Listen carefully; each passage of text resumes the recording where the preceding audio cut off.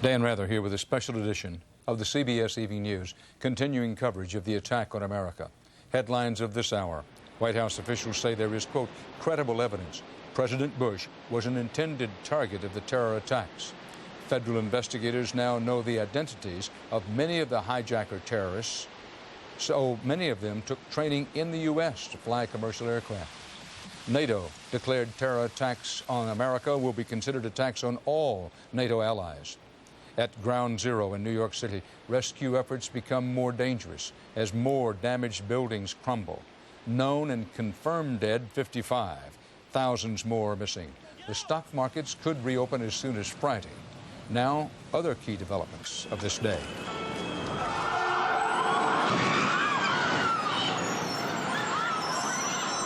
Federal investigators are following up every lead in the hunt for those responsible for what President Bush calls acts of war. The U.S. military remains on high alert. The Navy has dispatched warships to New York waters to help with security and humanitarian operations. New York hospitals are still treating hundreds of victims. The heroes of this horror, hundreds of rescue workers, are risking their lives tonight in the rubble of the World Trade Towers, searching still for victims. New York's mayor today distributed pictures of flight recorders in the hope someone will find the recorders from the suicide planes. The FAA today did not reopen U.S. airspace, even on a limited basis. Regular air service remains banned indefinitely. And the U.S. and its allies vowed the terror attacks will not be allowed to disrupt the world economy. The White House and others in Washington say it now appears the terrorists' attempt at world disruption may have included targeting President Bush in their attacks. More about that from CBS's John Roberts. John? Dan, as a further explanation as to why the president traveled to Offutt Air Force Base in Nebraska yesterday before returning to Washington late last night, White House officials today revealed that they had a specific and credible threat against the life of the president aboard Air Force One. And officials went even further than that today, saying they have every reason to believe that the White House was a prime target in yesterday's massive terrorist attacks. Coming here makes me sad on the one hand. It also makes me angry. Late this afternoon, the president toured the smoking ruin of the Pentagon, even as administration officials declared the aircraft that devastated the pillar of American military strength was originally targeted at the White House. We have real and credible information that the airplane that landed at the Pentagon was originally intended to hit the White House. White House officials would not disclose what evidence they had, but said today they believe the aircraft was streaking toward the president's home before terrorists suddenly circled back to hit the Pentagon. The threat against Air Force One was learned shortly after President Bush took off from Sarasota, Florida yesterday, intending to return to Washington.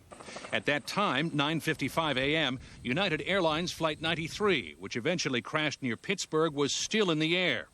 Press flying aboard Air Force One said what appeared to be an urgent return to Andrews Air Force Base suddenly changed. Somewhere about 20 minutes into the flight, just as the Atlantic Ocean came into view off the right wing, we suddenly veered left, banked left, and started climbing in altitude, eventually leveling out at about 40,000 feet. As Air Force One veered toward Barksdale Air Force Base in Louisiana, word passed among security personnel on board that one hijacked aircraft still hadn't been accounted for. This afternoon, the strong suggestion from the White House that the target was Andrews Air Force Base the moment the president touched down. It would be wise and in the interest of the country for Air Force One not to return to a location that would have been predictable.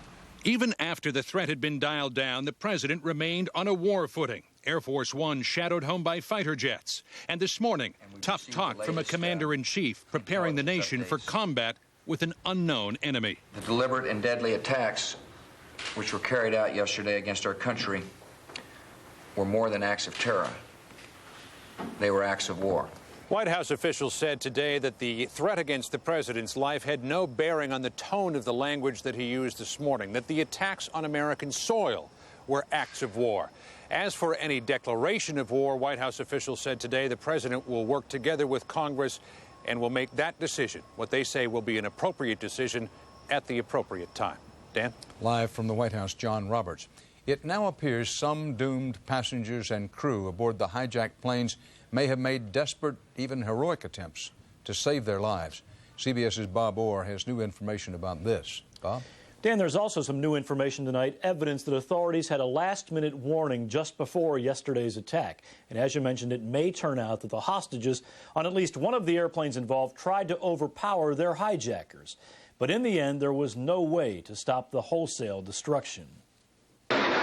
Sources say shortly before American Airlines Flight 11 slammed into the World Trade Center, a crew member aboard the jetliner managed to phone the airline's operations center with a hijacking alert. In addition, the Christian Science Monitor reports one of the jet's pilots secretly keyed a cockpit microphone, allowing controllers to hear the terrorist threats. But there was no time to stop the attack and no way to keep the second jet, United Airlines Flight 175, from delivering the follow-up blast. There is new evidence hijackers made some effort to conceal that attack. As this Flight Explorer display demonstrates, crucial radar data suddenly dropped off controller screens as Flight 175 made its final turn over New Jersey. As it closed in on Manhattan, controllers had no way of knowing exactly where the plane was. Sources say that's because someone in the cockpit, presumably a hijacker familiar with cockpit controls, deliberately turned off the plane's transponder, the device that sends flight information to controllers. The transponder on American Flight 77 was also turned off before that jet crashed into the Pentagon. Radar tracked the 757 to the Ohio-Kentucky border, but information was lost as the plane turned and targeted Washington. Sources say the jet seemed to be on a track towards the White House, but suddenly headed for the Pentagon. CBS News consultant Mitch Mitchell was right there. We watched it go in front of us at a distance of about 100 feet in front of us and about 20 feet over us. It appeared as if we were landing right on our roof. We looked, we watched it go into the Pentagon. The fourth airplane did not hit its designated target, but crashed in rural Pennsylvania. At least one cell phone call from a passenger indicated there was a plan to take on the hijackers. And sources say there is some evidence of a fight for control just before the plane went down. Alice Hoagland also got a call from her son on that doomed plane. Mark Bingham told her of 3 hijackers claiming to have a bomb. I asked him, Mark, who are these people? And he became distracted, didn't answer the question, and then we were cut off. We are told 10 to 12 minutes after that conversation, the plane, United Flight 93, crashed. Investigators say they hope the flight recorders from the plane will tell them exactly what happened up front in the cockpit, and more importantly, perhaps, who was behind the well-orchestrated attack. Dan? Bob Orr. As for the investigation into who is behind the attack on America, CBS's Jim Stewart has turned up important new information about the murderers. Jim? Dan, as many as 24 terrorists armed with knives seized the hijacked aircraft, and federal authorities now say they know many of them by name and that all of them learned how to fly commercial aircraft right here in the United States. Sources say the identities surfaced through a study of the passenger manifest from the doomed aircraft, plus communications intercepts picked up shortly after the attacks. And while the evidence is still in the early stages, sources say all of it still points like a compass to Osama bin Laden. Attorney General John Ashcroft provided the first official details of what happened on board the planes. The 4 planes were hijacked by between 3 and 6 individuals per plane, using knives and box cutters, and in some cases making bomb threats. New FBI Director Bob Mueller said after identifying all the hijackers, his next step is to retrace their steps. And we are attempting to recreate the travels of each of the hijackers on the planes, either the hijackers themselves or their associates. Back up! And the search for those associates was in full fury today, with FBI SWAT teams storming a Boston hotel to search a room believed used by one or more of the hijackers. No one connected with the hijackings was arrested there or later when authorities stopped a train near Providence, Rhode Island. Officials were also focusing on 2 aviation schools in Florida and appeared to zero in on 2 recent Arab students. Residents say agents specifically asked about a man named Mohammed Atta and another named Marwan Yusuf al-Shihi, both of whom had their commercial pilot multi-engine licenses recertified in June. Venice, Florida resident Charles Voss said he told agents he rented a room to the two men a year ago. Well, they told me that that these two persons were involved, and it was believed that they were some of the individuals that had been involved in the takeover of the aircraft that went into the World Trade Center. Elsewhere, agents conducted searches in Newcastle, Pennsylvania, Daytona, and Vero Beach, Florida, as well as along entry points at the Canadian border adjoining Maine, where two of the suspects may have entered the United States. And, of course, investigators were still collecting all the usual physical evidence. Rental car receipts, telephone logs, videotape from parking garages, and pay telephone videotape records. We have some late information from Germany. Police in Hamburg, Germany say that the FBI has asked them to investigate and search an apartment in Hamburg where two people believed associated with this attack may have lived. German authorities say the two men are not there any longer. They no longer live in the apartment and are believed to have been in the United States last year. German authorities promise us more details on that tomorrow. Dan? Jim, any indication that arrests are imminent in this country? Dan, you get the clear impression that they're hopeful, but as one official told me late this evening, we're not holding our breath. They've got a lot of leads, but right now, frankly, I don't get the sense that they're about to bust this one. Dan? Live from our Washington Bureau, Jim Stewart. The U.S. military is going forward with plans against those responsible for the attack on America. CBS's David Martin reports the strategy is being developed even as the Pentagon counts the casualties and the damage at its own headquarters. David? Dan, the Pentagon may not have been the primary target, but the plane certainly scored a direct hit. Defense Department officials say there are no more survivors. Anyone not killed by the impact perished in the flames. Right now, it appears that somewhere between 100 and 200 people died here, but not the 800 one official had estimated. And we won't know for some time precise numbers, but from everything that we currently know, the estimate that's been widely reported is considerably high. Some of the 60 survivors are being treated for severe burns, and their relatives count them lucky to be alive. I walked in there and I said, "I love you." She moved her head a little bit. I said, "Please wiggle your toes." Her toes wiggled, and that was the extent of our conversation. I was so ecstatic. When the sun came up this morning, firefighters were still pouring water on the blaze started by the jet fuel. We are still engaged in a very stubborn firefight with parts of the building. The wife of an Army accountant who worked right where the plane hit could do nothing but keep a hopeless vigil. Obviously, the fire is still pretty much going, but it's still frustrating to see them just kind of looking at it and not going in. By mid-afternoon, the smoke had finally cleared. Now it's the FBI's turn because the wreckage is considered a crime scene, although the force of the crash destroyed much of the evidence. There are some small pieces of aircraft visible, but not large sections. In other words, there's no fuselage sections and that sort of thing. Before night fell, a giant American flag had been unfurled on the roof. Parts of the Pentagon are open, although heavily guarded, as are all U.S. military bases. Not knowing for sure if the attacks are over, the Pentagon has ordered fighters to patrol both the east and west coasts and is sending warships to both New York and Washington. But the most valuable ship may be the hospital ship Comfort. The investigation into who caused all this continues to point toward Osama bin Laden, and there's no doubt the U.S. will retaliate against whoever is responsible, as the Secretary of Defense made clear in an address to the troops. The task of vanquishing these terrible enemies and in protecting the American people and the cause of human freedom will fall to you, the men and women in the Department of Defense. The aircraft carrier Enterprise has been turned around and sent back to the Persian Gulf, giving the U.S. 2 carrier battle groups in the region. It's clear the Bush administration is planning for an all-out military campaign against terrorism. I think anyone who thinks it's easy is wrong. I think that it will require a sustained and broadly based effort. The European allies today invoked the clause of the NATO treaty, which states that an attack against one is an attack against all. The more allies the U.S. gathers up, the more military options it has. We're building a strong coalition to go after these perpetrators, but more broadly, to go after terrorism wherever we find it in the world.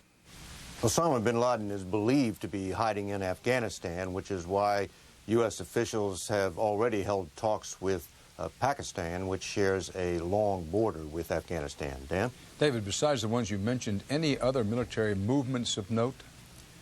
I know of none, Dan, but the kind of campaign that is being talked about is not going to be a campaign that's carried out simply by putting an extra carrier into the Persian Gulf. It's very clear from what Secretary of Defense Rumsfeld said today, we're not talking about retaliation here. We're talking about defeating terrorism. And that is a much, much larger task than the kind of airstrikes that you can launch from aircraft carriers. And as he said, it's not going to be easy, and it's going to have to take a long time. Live from the Pentagon, David Martin. Darkness has descended in lower Manhattan as feverish, dangerous attempts to rescue some of the thousands believed buried under untold tons of rubble goes on against lengthening odds. CBS's Byron Pitts is on the scene tonight. Byron? Well, Dan, let me tell you, first off, I wish I could talk with you without this respirator, but every time we've tried taking them off for any extended period of time, we get a nostril burn and a throat burn, so I apologize for that. The rescue effort has been temporarily shut down by authorities because at least 3 more buildings collapsed late today. Disappointing news in what has already been a very difficult day here. Today, in the long shadow of Lady Liberty, as Air Force fighter jets patrolled the skies over Manhattan, volunteers by the thousands sifted through meadow and misery. One of the officers came in and said they found a man at 6 in the morning and they had to cut his legs to get him out. All reminders freedom in America has never been free. I'm doing this because this is America, this is New York, and these people need people down there right now. I know if I was in there, they'd be in there trying to dig me out. I was at Oklahoma City bombing the Murray building. This is like 20 of them all in one. Rescuer and police officer Dan McDonough says he isn't simply looking for survivors or bodies. He, like so many others, is still looking for friends. We're missing our whole company. New York's fire chief, a senior chaplain, and head of the search and rescue team, all killed when a building collapsed. More than 200 fellow firefighters missing. Close to 30 New York City police officers unaccounted for. And there beneath 50 feet of twisted steel and crumpled concrete, beneath what were once the tallest towers in Manhattan, rest the remains of countless victims and the whispers of survivors still alive. We were taking out someone on a stretcher. They were alive. And as he came down the line, I saw that his eyes were open and he was talking. How good did that feel? I'm almost ready to cry once again. But there is not a single chance the living here will outnumber the dead. The numbers that we're working on are in the thousands. Obviously, we hope that's not the case. There are men and women lined up here who haven't slept much in the past 36 hours, running on adrenaline and running out of time. 8:48 a.m. Tuesday, that moment in time that changed lives and took lives.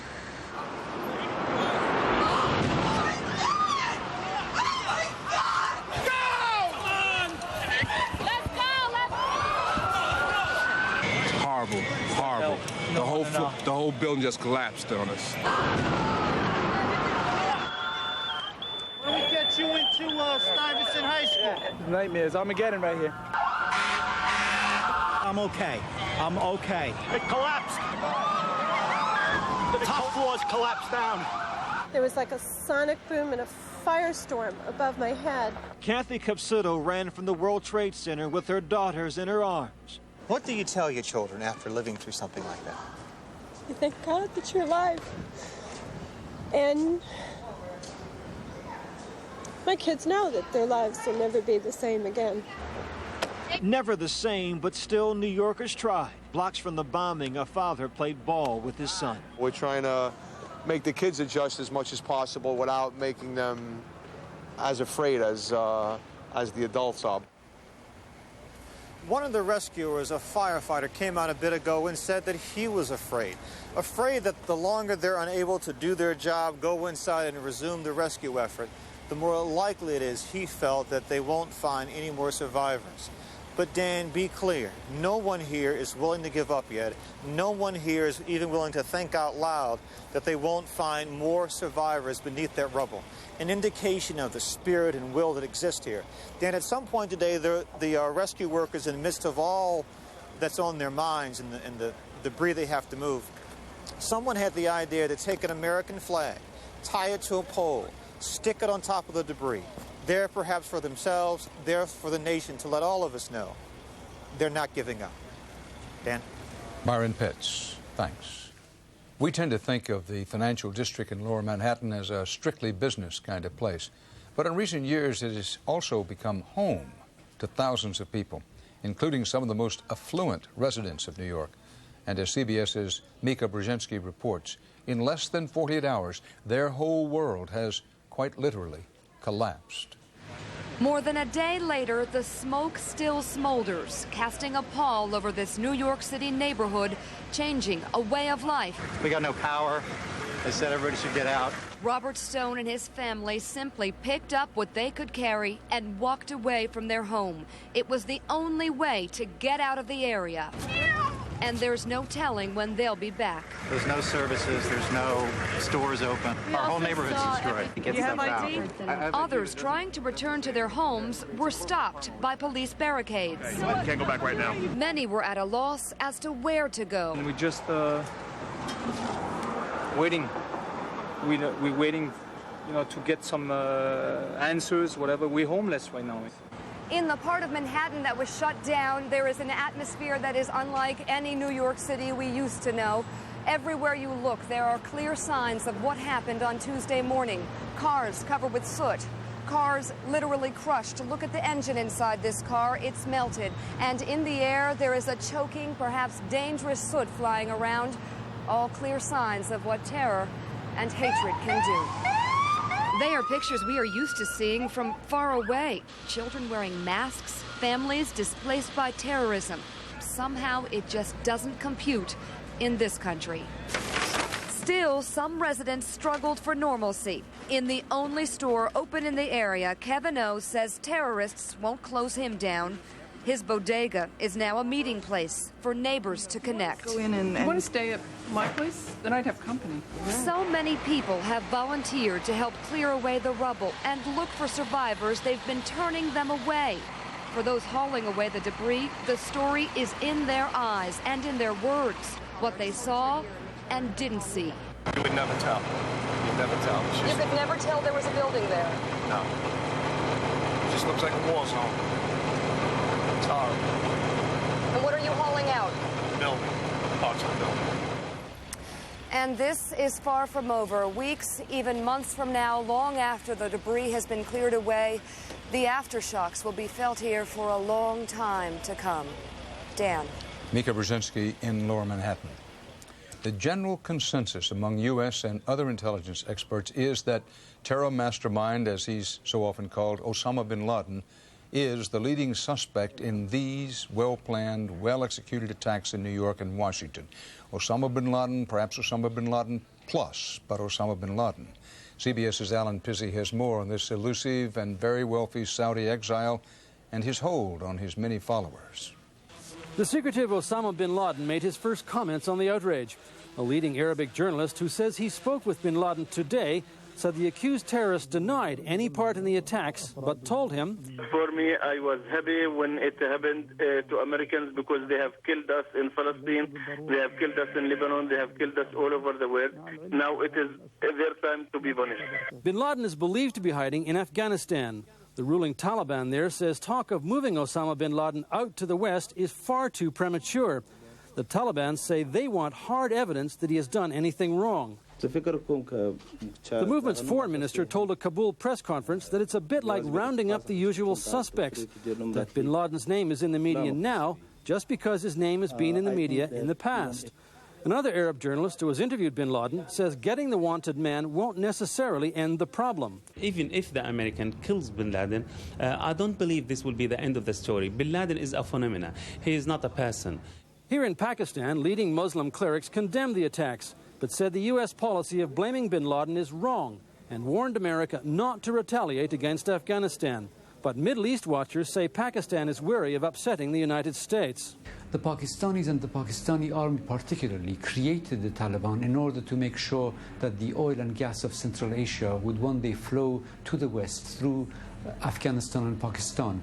The Pakistanis still pursue nuclear technology, another reason the U.S. casts a wary eye in this direction. Meanwhile, Western aid workers, fearing local revenge and U.S. punishment of Afghanistan for harboring bin Laden, are leaving. I feel very committed to my national partners, to the people we're taking care of, and I see absolutely no reason why not to come back if it's possible.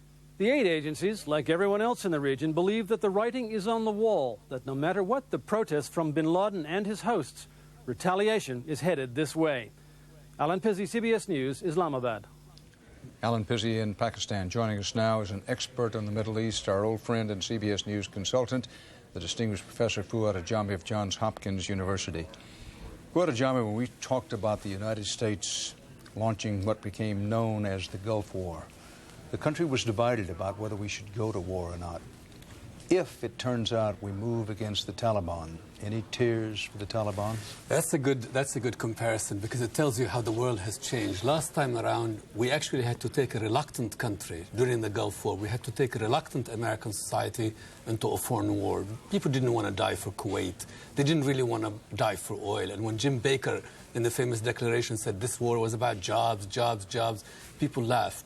This time around, it's actually the American public that will demand retribution for this terrible deed. So it will be much harder to construct an international coalition this time around, but much easier to convince the American public, because the American public knows what this is about. It's about its own pain and about the fact that our world as we've known it has been irretrievably lost and shattered to us. A well-connected Arab journalist said just a few moments ago on our air that we need to understand that Osama bin Laden is not a man, he's a phenomenon. What do you mean by that? Well, I think this is what we were also told about Saddam Hussein a decade ago, and we were told about Khomeini before, that there is a generalized hatred out there for America, a generalized hatred of our success, of our secularism, of our example, of our movies. The Muslim world hates us, but yet Baywatch is the most popular show in Iran. This is the duality of our existence in the Muslim world. People are attracted to this society, they're repelled by this society. Our embassies are places which are besieged by visa seekers and also targeted by terrorists. So people want to come here, they love the place, they hate the place. And this is our dilemma. So when someone says something is a phenomenon, I think if you are a Pentagon planner, you would wave this aside, because you're not dealing with phenomenon, you're not dealing with shadows, you're dealing with actual people who did actual terrible deeds to our society, and we have to respond to it. David Martin said earlier that we should make no mistake that if you listen carefully what President Bush, Secretary Rumsfeld, and others are saying, they are not talking about just retaliation. Absolutely. They're talking about wiping out terrorism. Is that something that can be accomplished? Well, wiping out terrorism, maybe that's a tall order, but I think we have to think about even our president. I mean, here is this young, new president. He can't become Jimmy Carter. He can't watch his presidency go up in flames. We've already talked in terms of war. And I think we have to take that term and take it very seriously. And we have to know that this will be a hard intervention. And if it comes to unseating the Taliban, I tell you, in many, many Muslim societies, there will be no tears for the Taliban. And even in Afghanistan itself, I can assure you the women of Afghanistan will not weep for this regime. So it's up to us. If we're really talking in the language of war, we have to follow through on this language. But war is war. Even a twilight war against men in the shadows means that some of our sons and daughters may die. Absolutely. This is the dilemma of this. I mean, you've used the analogy, and I think it's a good one. You've used the analogy of Pearl Harbor. In Pearl Harbor, after Pearl Harbor, we had to take a reluctant society. That's exactly what it was. This society is reluctant about going abroad for war. It's separated by oceans, and you have to convince it it's a just war, and we feel that this time around. Fuad Ajami, thanks. Because of the terror attack, more sporting events are being called off, and our CBS News coverage of the attack on America will continue. But I do want to point out that there'll be no Major League Baseball again tomorrow for the third straight day. Many weekend college football games have been postponed, as has Saturday's big middleweight boxing championship. The PGA's American Express Golf Championship at St. Louis, featuring Tiger Woods, was also canceled. The financial markets will be closed again tomorrow. Airline transport hard to say. You're watching continuing CBS News coverage of the attack on America.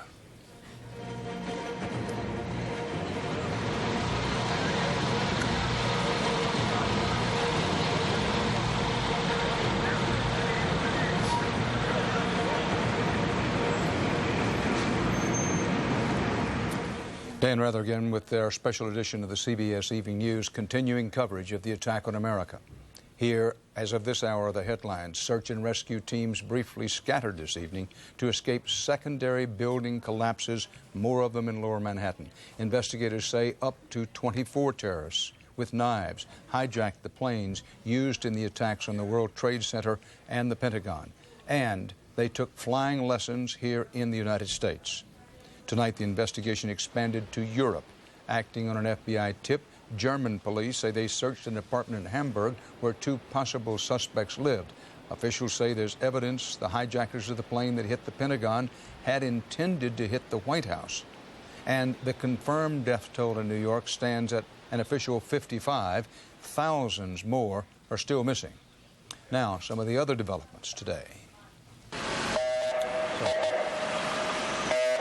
Rescue teams are working around the clock in the rubble of the World Trade Towers, risking their lives, trying to find victims of the disaster. President Bush said the attacks were not just acts of terror, they were acts of war, a war he vowed we will win. New polls indicate there's widespread American public support for retaliation. Congress reconvened today in a public show of unity to condemn the attack on the United States. Air travel was grounded for a second day as airlines prepared to resume some flying under strict new security. The U.S. financial markets were closed again, but the United States and our allies vowed that these acts of terror will not destabilize the world economy. Federal investigators are following hundreds of leads tonight to try to find out who was behind the attacks and bring them to justice. No headlines can do full justice to all the events of this day after the worst terrorist attack in U.S. history, quite likely the worst in the history of the world. So let's try to fill in between the lines with CBS News' chief White House correspondent John Roberts and correspondent Jim Stewart. First, John Roberts, what is the outlook at the White House now? What happens next? What is tomorrow's message? Well, Dan, tomorrow's message is going to be that America needs to be able to start to recover from this disaster. The president took the first steps towards that last night. Today, the message was that we have to be resolute in going after these people. I think tomorrow we're going to see sort of a dual message here, Dan, that we have to move toward recovery, and we also have to move down the investigative path toward discovering whoever is responsible for this and then prepare to punish them. Now, the President talked today about these acts of terrorism being an act of war, but there is a need to be patient here. And the prime reason for that, Dan, is that usually when a president talks about war, we know who the enemy is, we know where the fleet is, we know where the airports are, or the airfields are, we know where the troops are, and we can go in and we can hit them. In this case, Dan, the president does not know where the assets of the enemy are. Those have to be identified, and they have to be identified in such a fashion so that when this president goes in and hits them, we know exactly what we're hitting. White House officials tell CBS News tonight that the president will not act quickly just for symbolic reasons. He is going to take this as a very measured process, a very serious process, in accordance with whatever timetable is required. So, Dan, this is something that may happen later rather than sooner. Jim Stewart, bring us up to date on the latest in the FBI. Have there been any arrests overseas or in this country, any in prospect? Short answer, Dan, is no. There have been no arrests in this country. There have been searches in this country from coast to coast. There have been searches primarily in the Florida area where some of these men may have received pilot training. The FBI thinks they know the name of many of the up to 24 terrorists who were on board these planes. But, Dan, as John Roberts pointed out, that realization is sinking in with the FBI that the true culprit here, if indeed it is Osama bin Laden, is beyond the reach and has been for some years of U.S. law enforcement unless he leaves Afghanistan. This thing could quickly become not an effort to solve a crime, but a military action. Dan? Well, let's pursue that a bit with John Roberts. John, there have been indications, and including from our and David Martin, that what's being contemplated is not just retaliation, that strong military action designed on a continuing basis to, quote, wipe out terrorism. Well, Dan, certainly the administration today announced forthrightly that it is trying to build a coalition, not just to go after who is responsible for these acts of terrorism, but a worldwide coalition to go against terrorists at large.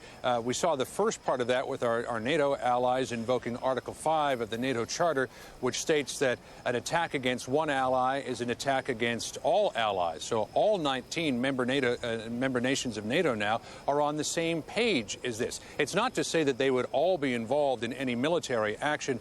There are various provisions of Article 5 that may lend logistical, tactical, or even political support to such an attack, Dan, but it is the first building of this coalition that Colin Powell talked about today. And let's not forget, this is a person who has a history of building a coalition. Look at what happened during the Gulf War when he was working for George Bush's father, George Sr., in prosecuting that war, and the global coalition that they built, not only among America's allies, but among Arab states as well. Dan, it's very possible that now that they have the allies on board, they believe that they are going to have a commitment from the European Union as well, that now they can work toward getting some of those Arabic and Middle Eastern states on board as well. No way. John, what about the concern expressed in some quarters that we're always prepared to fight the last war, and that Powell, Rumsfeld, Bush the Elder are fixed on the victory in the Persian Gulf, and that they're going the old ways, and that we'll eventually pay the price for that? Well, Dan, this president has talked consistently throughout the campaign and throughout the 9 months of his presidency that there's a new enemy out there, that there is a new reality of the 21st century, that terrorism is the new face of threat against the United States. He's predominantly used that message to try to sell his missile defense plan. But at the same time, Dan, I think there's been a realization that there are new threats against America that may come not from a missile from overseas, but from an attack from within, as we saw yesterday. I mean, these were people who ostensibly came from outside the country, yet operated against the United States from within. So certainly the president appears to be cognizant of that. He has dispatched his Secretary of Defense to try to overhaul the military to work toward defending against that type of threat. Of course, it's difficult for a civilian to come in and try to reform the ways of the military, and perhaps not all of his ideas are seen as fitting the best mold by the military people who are operating out of the Pentagon. Dan, but certainly there seems to be at least the thrust of an idea to try to move America's defense forces toward this new type of threat. John Roberts at the White House, and Jim Stewart, thanks. With all the destruction from yesterday's attacks on the East Coast, the impact is being felt a continent away as well. CBS's Sandra Hughes is at Los Angeles International Airport tonight. Sandra? Dan, the Los Angeles International Airport remains closed tonight. Some of the flights that were supposed to land here yesterday but ended up getting diverted to other airports may start landing here at Los Angeles Airport as early as tomorrow. But until then, the airport remains pretty much a ghost town. Not far from the scene of yesterday's attack, these pictures of desperation. New Yorkers who don't know what happened to their loved ones, hoping someone will recognize these faces. Michael Eichen, my husband. He's just a great guy. He's my soulmate. We just want to know that he's all right. Anthony Luparello Jr. needs to know if his father is One of the busiest airports in the world never looked so lonely. No lines, no flights, nothing. Some couldn't resist coming by to take a look. Yeah, I just was drawn here today. I don't know why. I can't explain it. Just deeply saddened. Stranded travelers were waiting anxiously for the FAA's all clear. This man was trying to get home for his wife's cancer surgery. I need to get home come hell or high water, so if the planes fly, I'm on one. But planes sat idle all day across the country and south of the border. Flights were even diverted to Tijuana, Mexico. Despite the horror and uncertainty, many waiting to reboard the grounded flights said they had little concern about going back up in the air. It won't bother me. I'll be happy to, because I feel that it will be very safe. In Seattle, airport officials are taking measures to make sure of that. There will be no knives of any kind permitted past the checkpoint. This rule is being extended to the point that even the restaurants beyond the checkpoints are replacing their cutlery with plastic. And possibly a temporary measure, this sign warned passengers of a new rule. no carry-ons. The waiting is leading some to do things they wouldn't think of before. This woman is considering driving from Seattle to Detroit. And hey, we'll make do and we'll get home somehow. In San Francisco, the usually busy Bayside landing strip was empty. Travelers were stranded in hotels nearby, but kept it in perspective. I don't care about my inconvenience. I feel sorry for all the people who have died. Not long ago, United Airlines said that it may begin moving empty airplanes around the country tonight to get them into position to complete diverted flights sometime tomorrow, and that possibly with the FAA's permission might start limited service on Friday. Dan? Sandra Hughes at Los Angeles International Airport.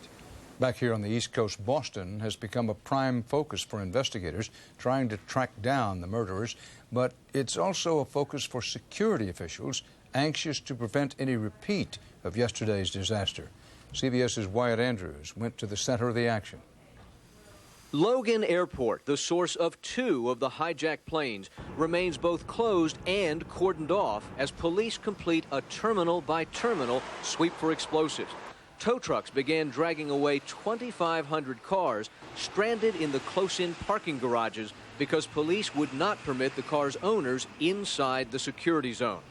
Stunned by the still unknown breakdown in security, officials of Massport, the governing authority of the airport, announced a crackdown on security, beginning with the secure access doors used by employees. We will be locking down a number of employee access doors and requiring all employees to go through screening prior to going to work. But this is not the first time security has been found lax at Logan. In a recent FAA investigation, plainclothes agents slipped fake pipe bombs and guns through Logan's screening checkpoints. Agents also physically slipped themselves past security guards, through secure doors, and in some cases onto empty aircraft. Former Congressman Peter Blute was director of Massport at the time. How did they do that? What did you learn? What did you learn about how that was accomplished? We learned that they were able to distract many times the people who worked for the airlines in security at the gate. These were not people who were necessarily trained not to be distracted. And so a couple of people moving here and there, and they were distracted, then somebody went right, shot the gap, if you will, and were able to get through quickly. So they played a very simple game of look the other way. Exactly. In front of essentially minimum wage workers. Exactly. Blute is an advocate for federalizing airport security, ending the practice of having the airlines hire contract security employees and making these workers federal agents. Without saying so directly, that is on Massport's agenda too. I think we all need to look at it, including FAA, airport operators, and the airlines going forward. Is this the right kind of security staffing and the right caliber of employee to have? Clearly, in response to that vulnerability, the laxity in screening, Massport officials today announced that for the foreseeable future, Massachusetts State Police will be assigned and on patrol at those terminal screening checkpoints. Dan? Wyatt, any indication when the airlines will begin flying again out of Boston's Logan International Airport? Dan, just like every other airport, the FAA has given local officials some discretion to take in flights that have been where passengers were stranded or diverted to other places. And here, there is talk of letting in folks that were diverted to Canadian airports in the midst of the crisis. We do not yet know at this hour whether that decision has been reached. As for reopening Logan proper, officials acknowledge that's going to take a long time before they have all of the FAA checklist in place to be able to do that. Wyatt Andrews, thanks. Here in New York, just as thousands are missing in the chaos of the collapsed World Trade Center, many more thousands cling to hope that somehow, some way, those missing will be found. CBS's Bill Lagatuda visited one of the places in downtown Manhattan where those flickering hopes are kept alive. Not far from the scene of yesterday's attack, these pictures of desperation. New Yorkers who don't know what happened to their loved ones, hoping someone will recognize these faces. Michael, Ike, and my husband. He's just a great guy. He's my soulmate. We just want to know that if he's all right. Anthony Luparello Jr. needs to know if his father is alive. We just want to know what's going on, if we can hear any information about him. This is not his first brush with disaster. It was 1993 when the World Trade Center was bombed. Both Anthony and his father, Anthony Sr., were working in the building for a janitorial company. Both men escaped unharmed. It was very, very tragic about that, and we never thought that it would happen again. When the building was finally reopened, Anthony Sr. went back to work. His son, afraid to work in the building, transferred to another location. Then, yesterday. We realized that he was in building number 2 on the 102nd floor. Moments after the first plane hit, Anthony's mother received a desperate cell phone call. I called my mother, saw the plane hit in building number 1, and my mother just said, get out, get out, get out of there now. He tried. He was crying, seeing people at the other building, people just literally falling off. But Anthony Sr. didn't show up last night. And now, against all odds, his son is hoping he survived. I can just see him coming around the corner at my house like it's no big deal. But my mother's worried, the whole family's worried. We've been up all night, and we just want to know what's going on. How many other people didn't come home last night still isn't known. Their photos and the faces of their loved ones tell the story. Bill Agatudo, CBS News, New York. The attack on the World Trade Center has touched personally thousands of people, including at least one member of our CBS family. Melissa Valcarcel, a broadcast associate for the CBS Evening News. Her father, William, is among the missing. He is a paraplegic who uses crutches in a wheelchair. Melissa has asked us for prayers, and we give them gladly. We said a lot about the hundreds of firefighters and scores of police officers missing in the rubble of the World Trade Center. But just as these tight-knit communities of public servants come together to mourn their losses, so do other communities. CBS's Randall Pinkston reports from one of them, where tonight prayer offers the only hope.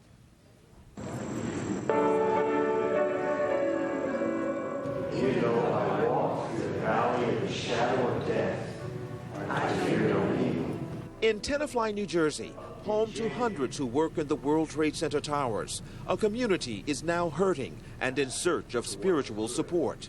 We have about 20 children who have parents that were not home last night. In this close-knit community, neighbors know each other's names and often work side by side in Manhattan. This tragedy seems to touch everyone.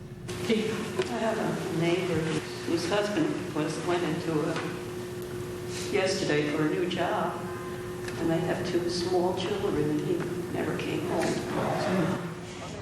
In the hours after yesterday's horror, family and friends across the river in New Jersey kept watch for loved ones who had left for work that morning, wondering if they would ever return. I want to find my daughter now. Find her. Today in Tenafly, the vigil continued. One of our members' son was killed. I heard from my daughter-in-law this morning that a friend of theirs, my son and hers, is a firefighter who was one of the missing. For Ann Wilson, yesterday's attacks brought back horrible memories from her childhood. I grew up in England. I was in the Blitz during the war, and when I saw the devastation, I said, oh my God, it just looks like this all over again. Now the children of Tenafly will have horrible memories of their own. The enemy is unknown, but the pain and loss are as real as any war. We have families that have reported 3 fathers missing, 1 stepfather, and the husband of one of our employees. 5 people? Yes. From your system? Yes. How are you coping with it? Well, it's difficult. With casualty estimates still rising, families throughout the region expect their worst fears to be confirmed. For now, they can only pray and wait. Randall Pinkston, CBS News, Jersey City, New Jersey. Even for those not personally touched by the attack on America, there are wounds and scars that may take a very long time to heal. Our Mark Strassman has been taking the pulse of the people in and around Atlanta. It's incomprehensible to us. Even to many Americans living far from Monday's madness, feelings of grief and confusion feel so personal, so consuming. Outside Atlanta, Dorothy and Leon Martin prayed for their country, for those lost in the madness, for themselves. It's just horrible. We want to go and bomb them, you know, but maybe that's not the way. We need to pray that God's going to guide and direct what he wants to do. For security reasons. Many people here feel guided by a need to help somehow.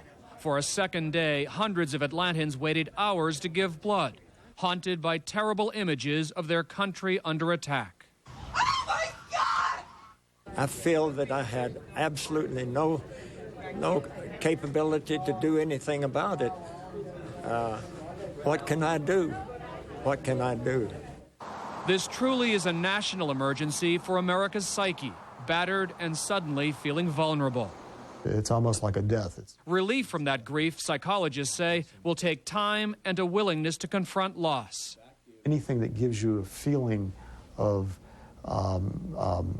more control, like you're doing something, I think will help with the process. For many Atlantans, relief came flying the American flag. Here's your other flag. Stephanie Weiss had to haul her children all over town to find one. The first 8 stores she went to had run out. I'll feel a lot better flying the flag, and I think that every American needs to do something, whether it's flying a flag or whether it's giving blood, but they need to do something to show that they're proud that they're an American. Many Atlantans describe themselves as angry, frustrated, heartsick. They want answers, they want relief, but the comfort they seek may be a long time coming. Mark Strassman, CBS News, Atlanta. Every time his name comes up, federal officials from the Attorney General on down hasten to emphasize that they do not, yet anyway, have proof that renegade Saudi millionaire Osama bin Laden was behind yesterday's attacks. But as CBS's Tom Fenton reports, except for some bland denials, bin Laden himself is doing little to allay suspicions. Osama bin Laden announced today he was happy about what happened to Americans. Bin Laden denied his involvement in the orgy of terrorist violence, but called it punishment from Almighty Allah, from God to America. His message to the world was relayed to Abu Dhabi TV on a satellite telephone from a secret hideout in Afghanistan. According to Abdel Bari Atwan, an Arab journalist who has spent time with bin Laden, the wealthy former Saudi construction mogul is an uncharismatic family man who has become a hero for many Arabs. He doesn't strike you as a ruthless man. But ruthless or not, he is now the CIA's chief suspect. Sought in connection with the 1993 World Trade Center bombing, the killing of 19 U.S. soldiers in Saudi Arabia, the destruction of U.S. embassies in Nairobi and Dar es Salaam, and the attack last year on the USS Cole in Yemen. If bin Laden was responsible, he may have finally signed his own death warrant. Although, according to Abdel Bari Atwan, attacking the Taliban regime that is harboring him may be a futile task. If another 100 cruise missiles hit Afghanistan, it will be completely useless. It wouldn't make any effect, simply because the country is completely ruined, and those people are living in the Stone Age. But from his hideout, bin Laden uses modern communications to spread his message of hate and for a holy war against what he calls the U.S. soldiers and tanks trespassing in holy Muslim places. The supreme irony is that bin Laden was one of the Muslim fighters trained with CIA dollars to fight and eventually win against the former Soviet Union in Afghanistan. The training camps, which he now runs in Afghanistan, turn out killing machines that are released against the West. This is no one-man crusade. Even if the American kills bin Laden, I don't believe this will be the end of the story. Bin Laden is a phenomenon. He is not a person. And obliterating training camps like this one may not be the answer either. The next generation of bin Ladens has already graduated. Tom Fenton, CBS News, London. Joining us now from Washington is former U.S. Senator and until recently Secretary of Defense of the United States, William Cohen. For purposes of this story, a consultant, CBS News. Mr. Secretary, talk now about not just retaliation, but trying to, quote, wipe out terrorism. Is that a realistic goal, one we can achieve? Well, I think we need to do both. It's very clear that the National Security Team and President Bush are now examining all of the options that may be available to the President to exercise against those responsible and those who have harbored them. That's more on the immediate time frame. But in the long term, what the President indicated, we have to go to the roots of terrorism, and for that we will need an international consensus. And that's why it's so important what Secretary Powell has been doing and what Secretary Rumsfeld will be doing, is building that coalition, not for the short term necessarily, but for the long term, and to make every country understand that they are at risk as well, that terrorism transcends every geographical boundary. I know there's a call for immediate and rather decisive action, military action. And we have the capability to level any city or village in a matter of minutes. But we are Americans and not barbarians. And therefore, we have to be very careful in how we plan this operation should the President decide to conduct a military operation, to make sure that we target those responsible and we hold those accountable who have been supporting them and not engage in a wholesale slaughter of innocent people. Otherwise, we are going to be descending into those lower depths of humanity which we want to resist. And so it's a tough task ahead for President Bush, but I'm confident that he and his team are going to work this out and be very deliberative, very cautious, but also very persistent and committed to pursuing both short-term and long-term goals. Mr. Secretary, you say if the President decides on military action, from all the things that have been said, talk of war, isn't it, or is it a foregone conclusion we're talking about a large and sustained military action sometime in the fairly near future? Well, I think it's pretty clear from all the statements emanating from the White House, the Pentagon, the State Department that that certainly is in the offing. The question is whether it be a one military operation or a long-term commitment to it or a series of operations. I wouldn't want to discuss any of that at this point because it's premature, but I think that the President is examining all contingency plans. I thought it was also helpful that President Putin pledged support to the United States. The Russians, of course, have had their own rather disastrous involvement in Afghanistan, and I think we can learn, as they have learned, lessons from that conflict. And if they are willing to cooperate with the United States along with NATO, that may offer us a number of new options in terms of geographical location, assistance from the Russians and others that may make our effort to combat terrorism and those who are supporting and harboring those terrorists a much easier task than it is right now. Well, Mr. Secretary, everybody's focus seems to be on Osama bin Laden and on Afghanistan. True or untrue, that if we are to defeat terrorism, that sooner or later we have to deal strongly with Saddam Hussein?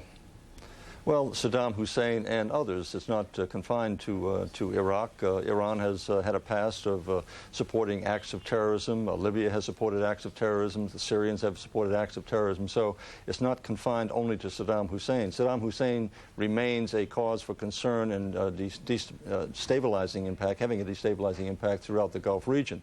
But nonetheless, his acts of terrorism have been, thus far at least, directed against his own citizens and against the Kuwaitis. So I'm not convinced at this point of stories that have been circulating that somehow he was involved in this operation. He poses a different challenge to the United States and one that we also have to deal with. But for the time being, when the President talks about acts of terrorism, he means in any country, not simply whether it's Afghanistan, if it is Afghanistan, but also Iraq, Iran, North Korea, Libya, Syria, those that are still on the terrorist list of the State Department. Former Secretary of Defense and former U.S. Senator Bill Cohen, thanks. In much of usually bustling Manhattan this evening, there's an eerie calm and quiet, usually busy streets empty. That in contrast to the frantic effort downtown to save lives. Here now, a look back at the scenes and sounds we will never forget.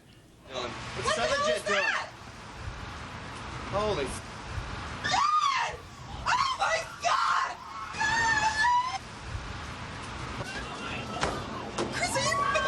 Don't touch it. Oh, my God!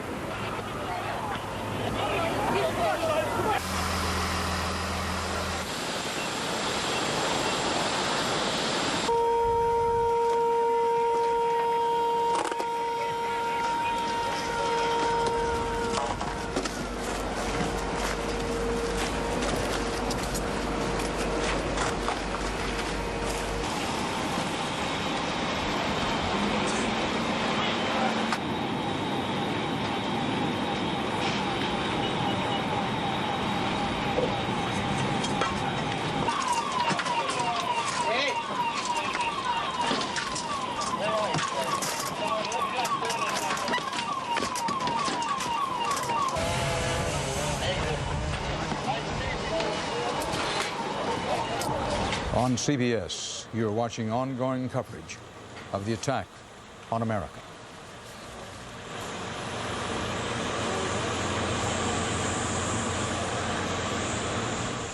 Good evening again. Dan Rather reporting from CBS News World Headquarters in New York. 36 hours after the attack on America, these are the latest developments. U.S. officials say there's, quote, credible evidence the terrorists had targeted Air Force One and that the plane that hit the Pentagon may have been meant to hit the White House.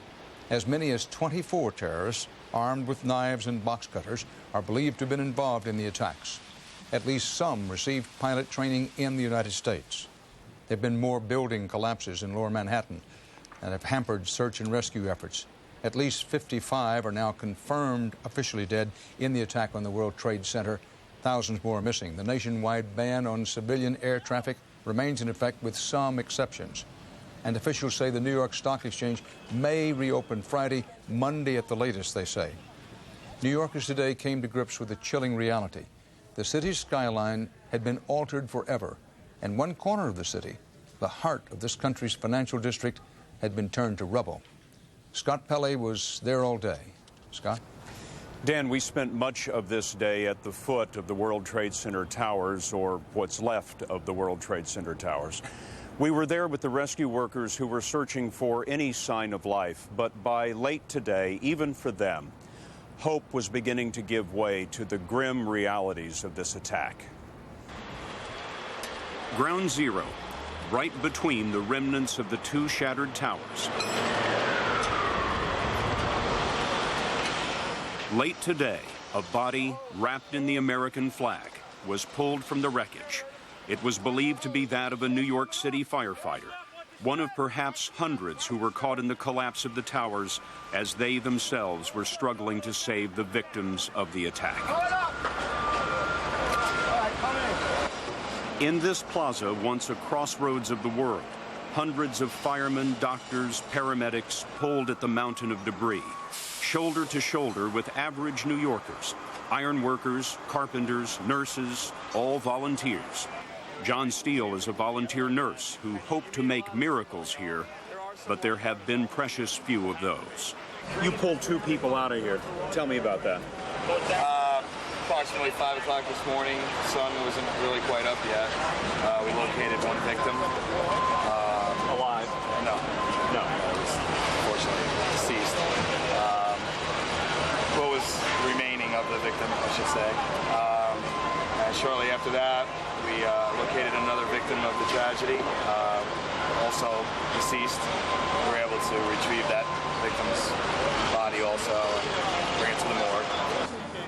Can you describe these people to me? Physically, I really can't because, fortunately, there wasn't really much left of them. You've been all over this place where we are, Ground Zero, for 18 hours. What are the chances?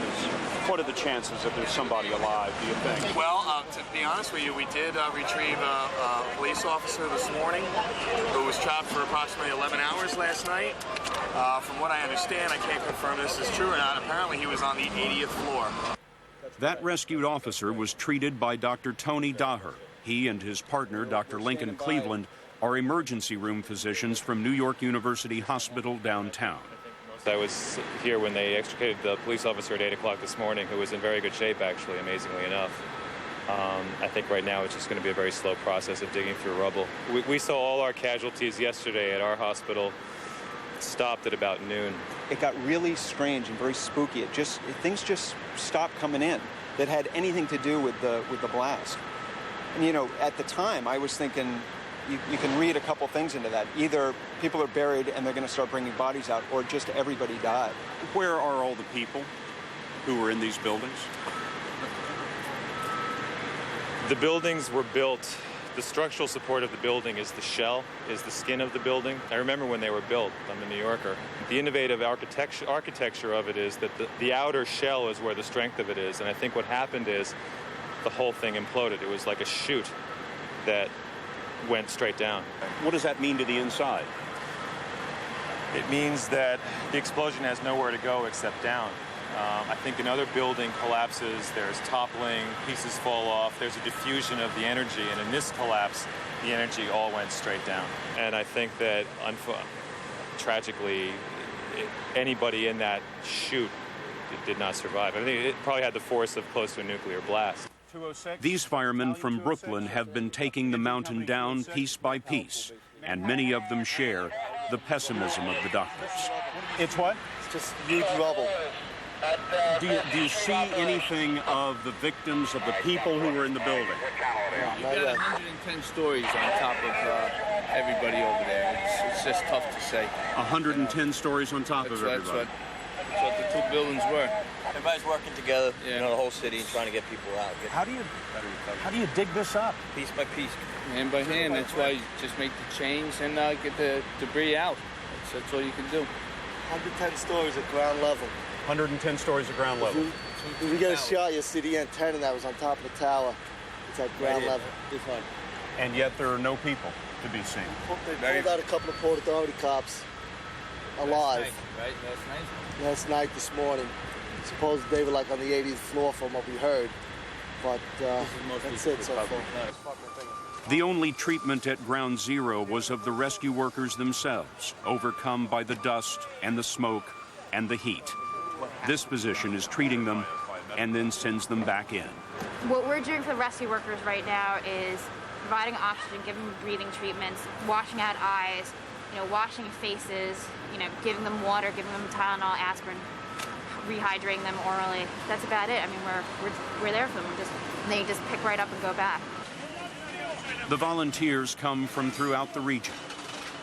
You look exhausted. It's a lot of work up there. Have you been able to pull anybody out of there? I haven't seen anybody come out. You haven't seen anybody come out? How long have you been here? Oh, quite a few hours. There were thousands, probably, of people in these buildings. Sure. Where are they? Where did they go? So it's got to be down in those sub-basements, I would imagine. Down in the sub-basements? It's just right all the way down, right through. What do you make of this? It's a horrible thing. Something I'll hope to never see again. It's unbelievable. They're saying they're comparing this to Pearl Harbor. Pearl Harbor, at least they could defend themselves. These were helpless people, wives, women, children, and it was just uncalled for. This is the center of the rescue effort. Behind me, you can see what's left of one of the 110-story Twin Towers. A lot of these iron workers are volunteers who have come in from all over the city, men and women who are more used to putting these buildings up than taking them down. Fred Clark has done both here. As a carpenter, he helped build the towers 30 years ago. Now, he's working on the mountain of debris. You would never believe that it's gone. I mean, I look at it, I've never seen anything. I was in Vietnam, I've never seen anything like this. Nothing like this to compare to this. What do you see now? What I see now is just heartbreaking, and I'm hopeful now. I'm here with the rest of a lot of volunteers from my locals, hopefully to find somebody still alive amongst this. But as I say, the longer the time takes to get to it, I'm sure the less the chances are that anyone will be alive. But it's horrifying. It's horrifying. That has become painfully clear to many doctors who have been here from the start. You were here last night. What did you see then? I think the most vivid thing was a picture of that Century 21 sign, building on fire, and the fire truck with the American flag undulating with the well-lit light. And I think that said it all. Doctor, it seems to me that it must be very frustrating to be a physician and to have really so few patients to treat here.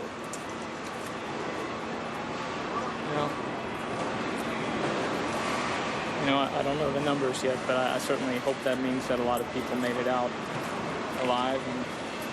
And obviously, it's horrific and incredible tragedy for those people who lost their lives. What do you make of this? Words fail. Words fail. When I call off your name, sound off, loud and vigorous. Adrian! All day, the help kept coming. troops from the Army Reserve and the National Guard came to the battle zone to help secure the entire lower end of Manhattan Island, which is now closed for both the search for bodies and the search for clues. In addition here, there's a crime scene investigation. We've seen a number of FBI agents with trash bags loaded with debris, and we ran into one New York City police officer who told us that his unit is looking in all the buildings around us, trying to find the black box recorder from one of the airplanes. They believe it could have ended up anywhere within a half-mile area. In the search for bodies, there is a growing realization that there may be no one left alive. But for volunteer nurse John Steele and the others, there are powerful reasons to keep on going. It must be frustrating as a nurse to have so many victims here, and you can't get to them, and you can't help them. No, I think at this point, when in that kind of situation, the best thing that we can do is to try to do the right thing for the remainder of the family. Try to locate their loved ones, properly identify them, and hopefully give them something to have a closure with, to put this into perspective. For a moment of perspective, look at the Trade Center towers before the attack. Tower number 1 held a 300-foot mast used for television transmitters. Firefighters believe this is the tip of that mast today, standing upright but at ground level. By late afternoon, a fireman carried an American flag to the mast and raised it. Fellow firefighters wept as the stars and stripes flew in the smoke-filled sky and remained above them as they worked into twilight's last gleaming.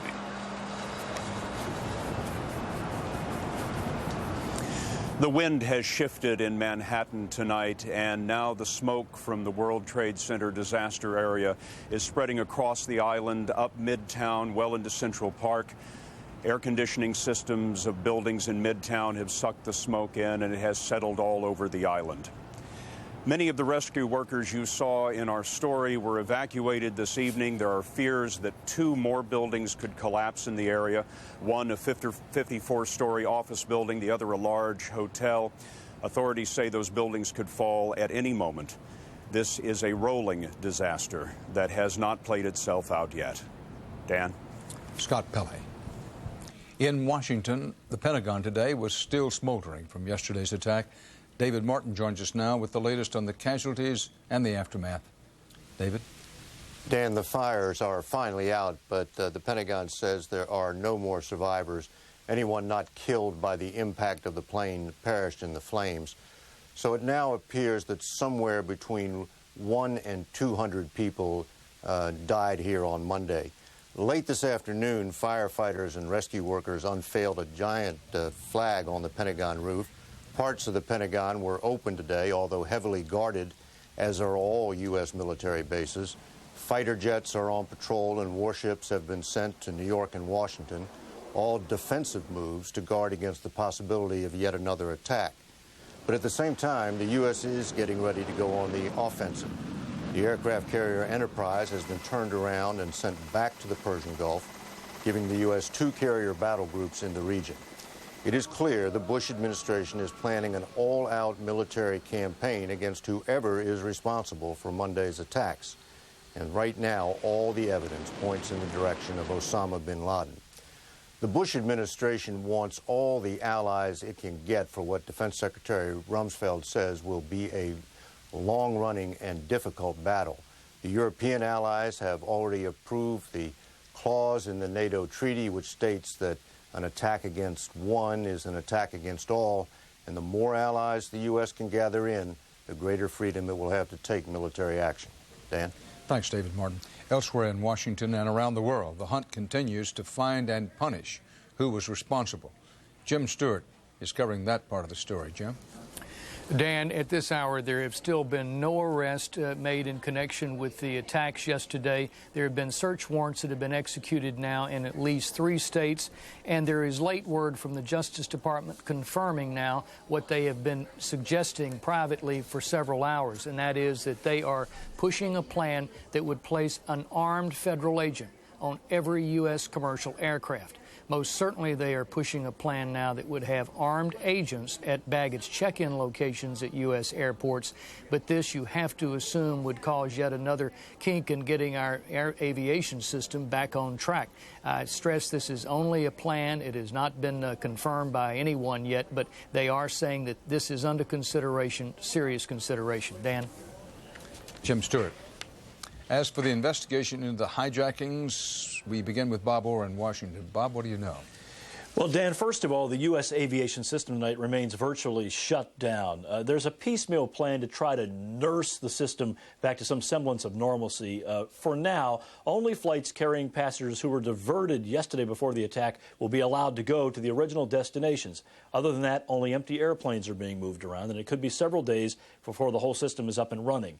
Meanwhile, a couple of interesting facts about the hijackers on 2 of the planes involved in the attack. First, American Airlines Flight 77. That's the jet that went into the Pentagon. Sources now tell us the White House probably was the intended target, but at the last minute, that jet did divert, and as we know now, it hit the Pentagon. It seems the hijackers may have tried to conceal that attack. We have word that they turned off the plane's transponder. That is the device that sends information to air traffic controllers. And then about that flight that went down near Pittsburgh. We're looking now at the scenes of the Pentagon destruction, but the plane that went down in Pittsburgh, or near Pittsburgh, there's a growing belief there that some of the passengers on board may have tried to save themselves with a plan to overpower the hijackers. There's a cell phone call to that effect. Authorities are taking that seriously, and there is some evidence, I'm told by authorities, that there was a fight for control, or at least it seems there was a fight for control just before that jetliner went down. Tonight, of course, the aviation experts and the FBI want the black boxes, Dan, to find out exactly what did happen. Bob Orr. We have begun to learn some of what happened aboard those 4 doomed flights yesterday, and much of what we and the authorities know comes from passengers and crew members who made desperate calls from cell phones and seatback earphones.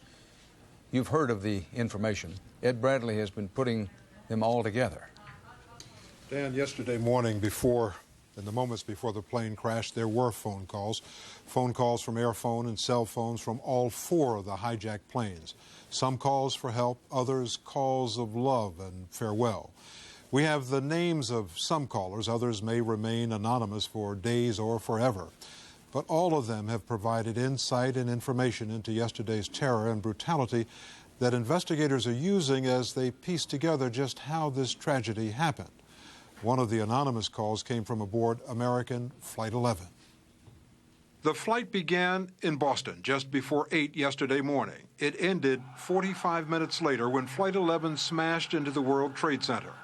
A flight attendant aboard the Boeing 767 got through to an American Airlines manager. She reported 2 of her fellow flight attendants had been stabbed. That was the first indication that the hijackers used knives. Reports of the call say she described the terrorists using pepper spray on the cockpit crew. Peter Hansen flew out of Boston, too. Aboard United Flight 175, another 767 bound for Los Angeles, but fated for New York. Peter Hansen, who was traveling with his wife Susan and 2-year-old daughter Christine, called his parents in Connecticut. "Oh my God," he told his father, "they just stabbed the airline hostess. I think the plane is being hijacked." Barbara Olson was a familiar face to TV audiences, an influential conservative commentator married to the Solicitor General of the United States. Like the other flights, her American Airlines 757 was also full of fuel for a Los Angeles flight. Olson made 2 phone calls to her husband. She described how the hijackers, using knife-like instruments, herded the passengers to the back of the plane. Her last words to her husband, "What do I tell the pilot to do?" Barbara Olson died along with 69 fellow passengers and crew when American Flight 77 slammed into the Pentagon. At least 4 people aboard United Flight 93 made calls during the 757's flight from Newark, New Jersey. flight attendant Cece Lyles called her husband Lorne in Florida. My wife said she just called to tell me that she loved me dearly, and just to tell the boys that she loved us. That's what she said. That's my last message. A man locked in the restroom on United 93 dialed 911 and talked to emergency dispatchers as the plane veered off its flight plan and steered a course that would take it straight toward Camp David and Washington beyond. When Alice Hogland's phone rang in San Francisco, it was her son, Mark Bingham, calling from his seat near the front of the aircraft. He said, "I want to let you know I love you." And I said, "Well, I love you too, Mark." Well, what he said was, "I'm on a flight from Newark to San Francisco, and 3 guys have taken over the aircraft, and they say they have a bomb." And I asked him, "Mark, who are they?" And he didn't get a chance to answer me. The phone went dead. The most intriguing call of all was Thomas Burnett's call to his wife Dina, saying he believed the flight was doomed. He told her he and 2 other passengers planned to do something about it. "I love you, honey," he said. United 93 didn't make it to Camp David or downtown Washington. It crashed here in Shanksville, Pennsylvania, 80 miles outside Pittsburgh, taking the lives of the 45 people on board. No others.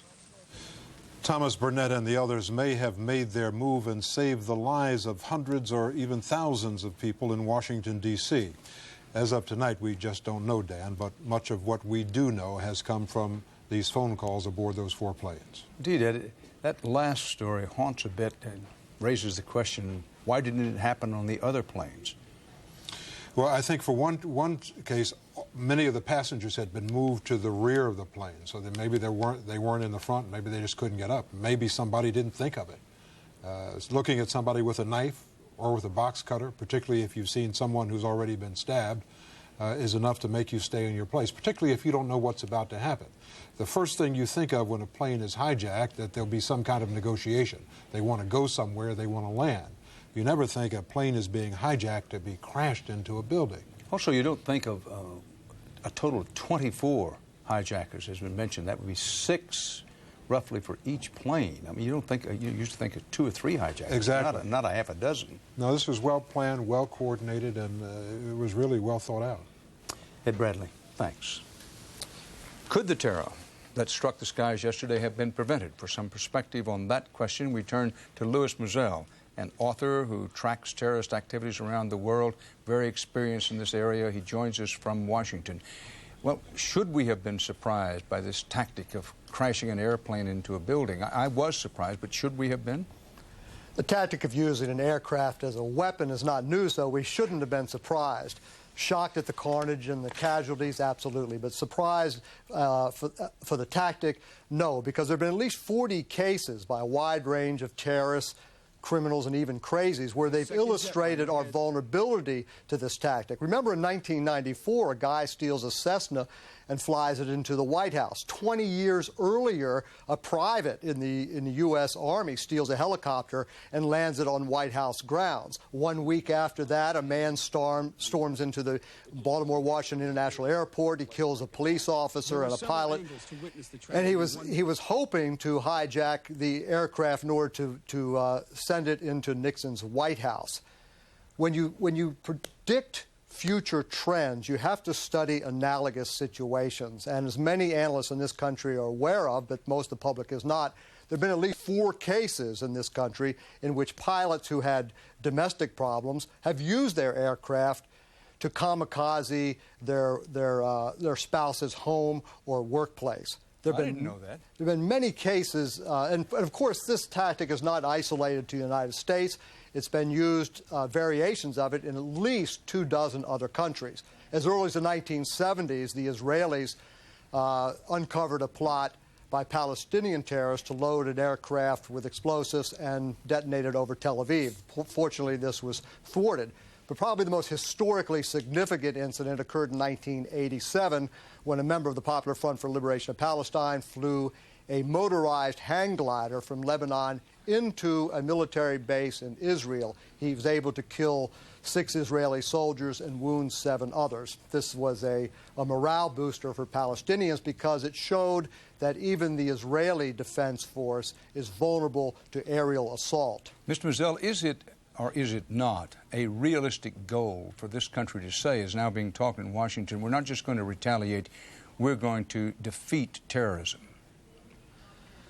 Look, I'm a Marine at heart. I've been a special agent. I worked in 105 countries all my life. I'm aggressive. I say let's go after them. But first, let's do it diplomatically. Even with that background, or especially with that background, I know first we have to do it diplomatically. Yes, let's go after them, but who are we going after? You don't just go bomb a country. This is not going to be as easy as everyone thinks. And if it turns out to be Osama bin Laden, even if you eliminate him, you have not eliminated the problem. Some years ago, you made a point of trying to demonstrate how lax airport security was and is. Tell me about that. Well, my job is to study terrorist tactics because an individual or a country aware of a tactic is less likely to become a victim of those tactics. So I was sent around the world to demonstrate, to defeat security at airports. Were you able to do that? I've never been defeated. In fact, in one case, I gave a talk at Constitution Hall with Alexander Haig. He was a presidential candidate at the time, so he had Secret Service protection. Even though I was a federal officer, they searched me as I went into Constitution Hall. They put my bags through the X-ray. I went through the metal detector.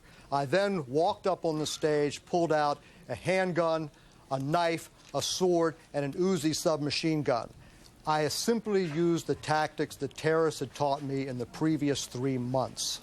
But what about this business of stealing a commercial airliner? You talked earlier, well, yes, people have stolen Cessnas or put a helicopter up, but one of these huge jetliners, isn't that unusual for terrorists to be able to take over a plane and then fly it with all that sophisticated equipment? It's unusual. By the way, we have about 30 aircraft stolen in the United States every year. Most are smaller aircraft and corporate-size aircraft, all of which could cause huge amounts of damage. The jury's still out on whether or not how sophisticated the terrorist has to be once they have hijacked or stolen one of these aircraft. Can they fly it? The ruse might be to trick the pilot into flying to the general location they want to attack, because the pilot believes if he follows orders, everything will be just fine. That's called desensitizing the target. When they get to that point, even someone who was not well trained could take the controls and crash it into a specific target with a minimal of training. Louis Mizell, thank you very much. Thank you. We don't know yet how many casualties were sustained in yesterday's attack. It's believed to be, when the final totals are in, it will be in the thousands, but no one can know for sure. But in and around New York, families are still waiting for word of loved ones who never made it home.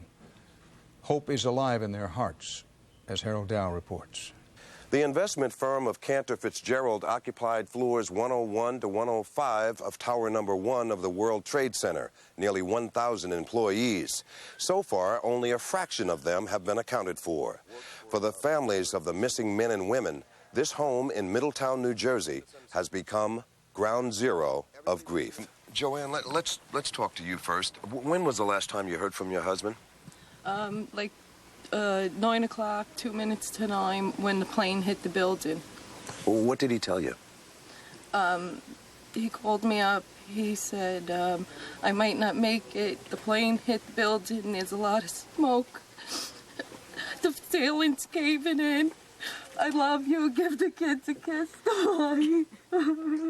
The only thing we heard was that little phrase, I love you, kiss the kids. The ceiling's falling down. That's enough. I'm told I've been confirmed that there are 800 Cantor employees missing. We have phones at our house, my daughter-in-law, my son's house, and there must be an average of at least 25 people there every day. And they start with their cell phones, and they just keep on dialing, and that's all, and we just haven't come up with anything. Please. We don't know where any of these guys are. They have families, they have children. They have families like we. We're hurting, we're frantic. We want to know where these guys are. Thank you. Hi, what's your name? Lori Preziosi. Lori, this is a picture of your husband? This is my husband with my kids. And he too was on the 105th floor? 105th floor, yes. Did you hear from him at all? No, I didn't get to speak to him. I know someone spoke to him at 10, I think to 9, and told him that the plane, they saw the plane hit the building, and he called him and told him just the plane hit the building and just get out. And he hung up the phone. He said, I'm out of here, and he hung up, and that's all I know. Hi, what's your name? Jacqueline Ferrugio. Okay. This is a picture of your dad? Yes. This is my father. His name is David Ferrugio. David. And he wears a gold cross and has a big letter D on it. David Ferrugio. David Ferrugio has a big letter D, and he's about 5'8", 135 pounds. He's built, and he's got it. His nickname is the Kid. A lot of people call him that, and he's 45. And he has my mom and my brother David and my sister Gina home for him. Please contact him because we don't know anything. We didn't talk to him in the morning. I saw him last night, the night before he went to work, and that was it. And God, please be with my dad. That's it. I don't know what to say. It's okay. And what's your name? My name is Diane Starita.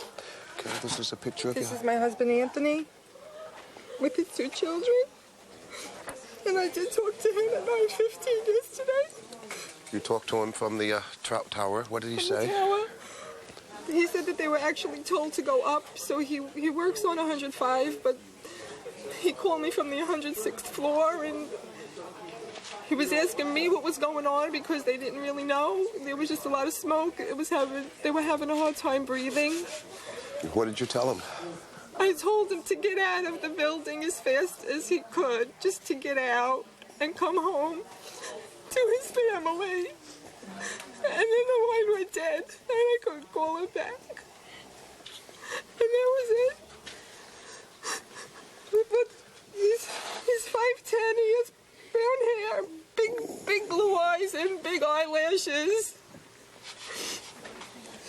And he wears a watch on his left hand, and it was all casual dress for Canada, so he had a golf shirt on and just slacks.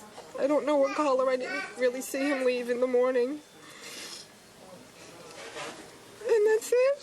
And you've also checked with the hospitals? We've checked with the hospitals. It's very hard to get through to any of the lines. You have to call. It's a half an hour before you can even get through, and then nobody has any information. The hospitals we've called so far have no information on any Canner people, any Canner names. Nothing has come through yet. We've listed his name with the Red Cross, with the FBI, with our local police. And we all just want our husbands to come home. This was a great group of guys. They all loved each other. There was a real camaraderie with all of them. I understand that a lot of the husbands, they took the ferry over to work together? I believe that the ones that live down here took the ferry together. We don't live in Middletown. We live in northern New Jersey, in Westfield. So he didn't commute with any of the guys down here. Thank you. Thank you very much.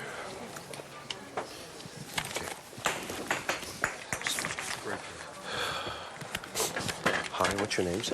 Mitch and Jeannie Newman. Mitch and Jeannie Newman, and we're here for Tim and Andrew Gilbert. They're both missing. We haven't heard from either one of them. We've tried all the hospitals. We haven't heard anything. Tim and Andrew Gilbert brothers? They're both brothers. Yeah, They work on the top of each other. Above each other. Tim was wearing casual dress. He had a Rolex watch on, a silver cross, and a gold wedding band. And I'm sure that Andrew was probably dressed casually also. Tim is 35 years old, brown hair, blue eyes, 5'11", 190 pounds. Andrew's 39 years old, 5'11", 190 pounds, brown hair, blue eyes, and has glasses. Tim has 4 babies at home, and Andrew has 2, and we just want them to come home. Please call Jackie Gilbert at 908-439-0129. 908-439-0129. We just want them to come home or hear something, just anything. Thank you. This is what happens when the world gets crazy and all these innocent people minding their own business, doing their job. All these kids have no more fathers. Their families are shot for no reason at all. They had nothing to do with anything that was going on. That's the shame of it. That's all I can say. Dan, I've been around a long time, but the level of grief here is just unimaginable. If anyone has any information about the employees of Cantor Fitzgerald, please contact authorities because these families are desperate for news. Harold Dow, with loved ones trying to keep hope alive. Some of the first on the scene of the attack yesterday were New York rescue workers, firemen, policemen, and tonight scores of them are among the missing. Carol Maureen has been looking into that. Carol? Dan, we've spent this day traveling across the city, checking in at firehouses and with firefighters who've spent yet another day at Ground Zero. What we found, despite an incomprehensible level of loss, is a kind of spirit and determination that's hard to describe. What we also found was an army of volunteers at their side. We're conducting a recovery day. Where's Stu? Find him down there. When a firefighter takes this job, he accepts certain realities of going where other people will not go. Right, refuse to go. The old saying, everybody else is running out and you're running in. Fran Cheney is a volunteer firefighter from Bucks County, Pennsylvania. Yesterday, he drove to New York City to volunteer once more, in a city where he does not live, or a department where he does not serve. Isn't there ever a part of you, a piece of a firefighter that says, I've got a wife, I've got a family, Absolutely I've got not. kids? Absolutely not, because when you walk into a firehouse, at that minute, the guys that you're with, they're now your wives, your mothers, they're your family, your brothers, they're now your family. Since yesterday, James McGinnis has been a volunteer at Ground Zero. We just left and they were pulling out we pulled out about 5 or 6 bodies about an hour ago. McGinnis is an emergency room nurse by profession, but the reason he came here is personal. I came down because I lost my brother in this. Your brother was in the trade center? My brother was on the 92nd floor.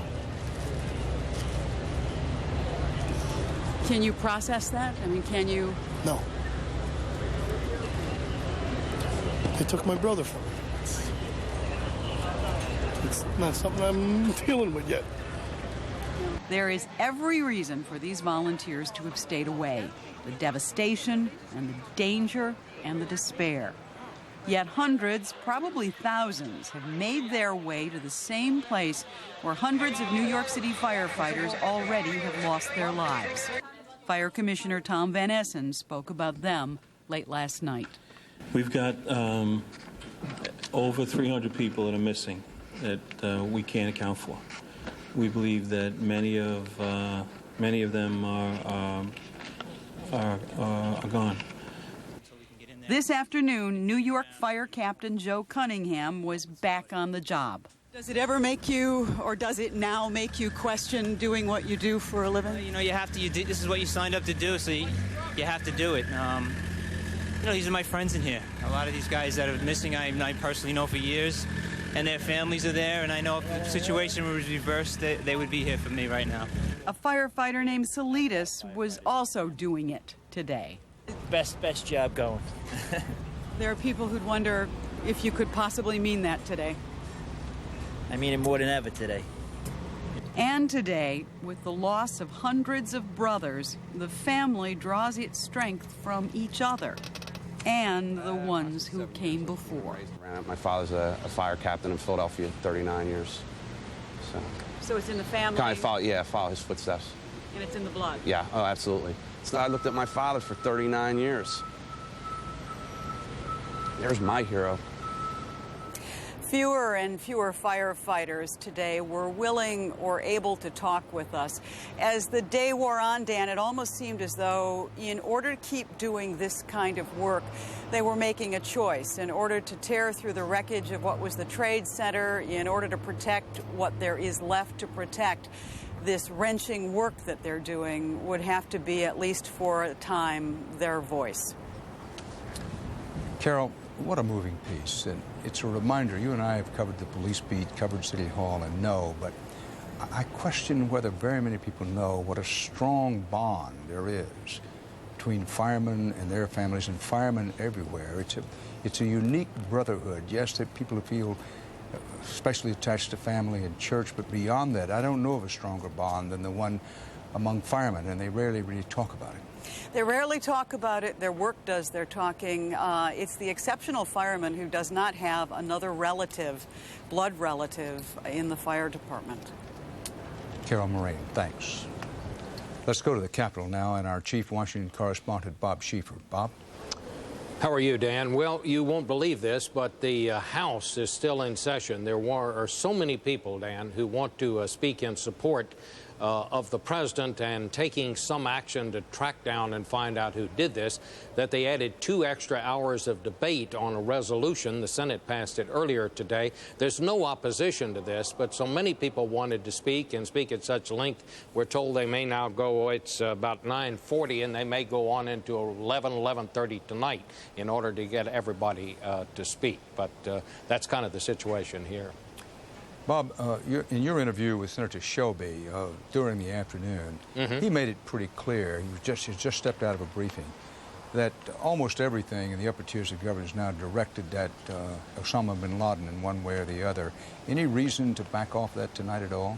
Not that we're picking up here, Dan. That seems to be where this investigation is going. Obviously, these people are getting briefings from people in the government, from the intelligence agencies. I don't think they're telling us anything that those agencies don't want us to know. But if you listen carefully to what Senator Shelby said, he said that there are great parallels in all of this and in what we have seen from Osama bin Laden before. We now know that at least 3 of the people associated with this have been traced back through one way or another to Osama bin Laden himself. All of the thinking seems to be moving that way, Dan. Nobody's willing to say for sure, but it may well be that they're beginning to know a little more than they're telling us at this point. Bob Schieffer, thanks. As the government begins to move toward a war footing, Jim Stewart in Washington has been investigating just what that means. Jim? Dan, if there truly is such a thing as a doomsday plan for our government, it had never been tested until now. Thankfully, however, it had been repeatedly rehearsed. The attack heard around the world was delivered to the nation's commander-in-chief in a whisper. Before anyone knew what was really happening, before the president could even give an order, a government survival plan was already starting to unfold. It begins with the Secret Service, which protects the president. L.J. Bowrun is a former director that the Secret Service asked to speak with us. Yesterday, when the president was in Florida, who in that small group would have decided at that moment, we're getting the hell out of here and going to wherever the next spot is? The agent in charge of the Presidential Protection Detail would have certainly made the decision to take that to the president and the senior staff. Secret Service decision then to go to an air base in Louisiana first? He's not legally obligated to do what the Secret Service tells him to do. He's the president of the United States. So it's a recommendation, but it's a recommendation that more often than not is listened to and followed. In most scenarios, the Secret Service believes that Air Force One is the safest place for the president to be, especially with Washington a target. So they headed to Barksdale Air Force Base in Louisiana. That was the first step in a government survival plan that has never been used before. Does this plan have a name?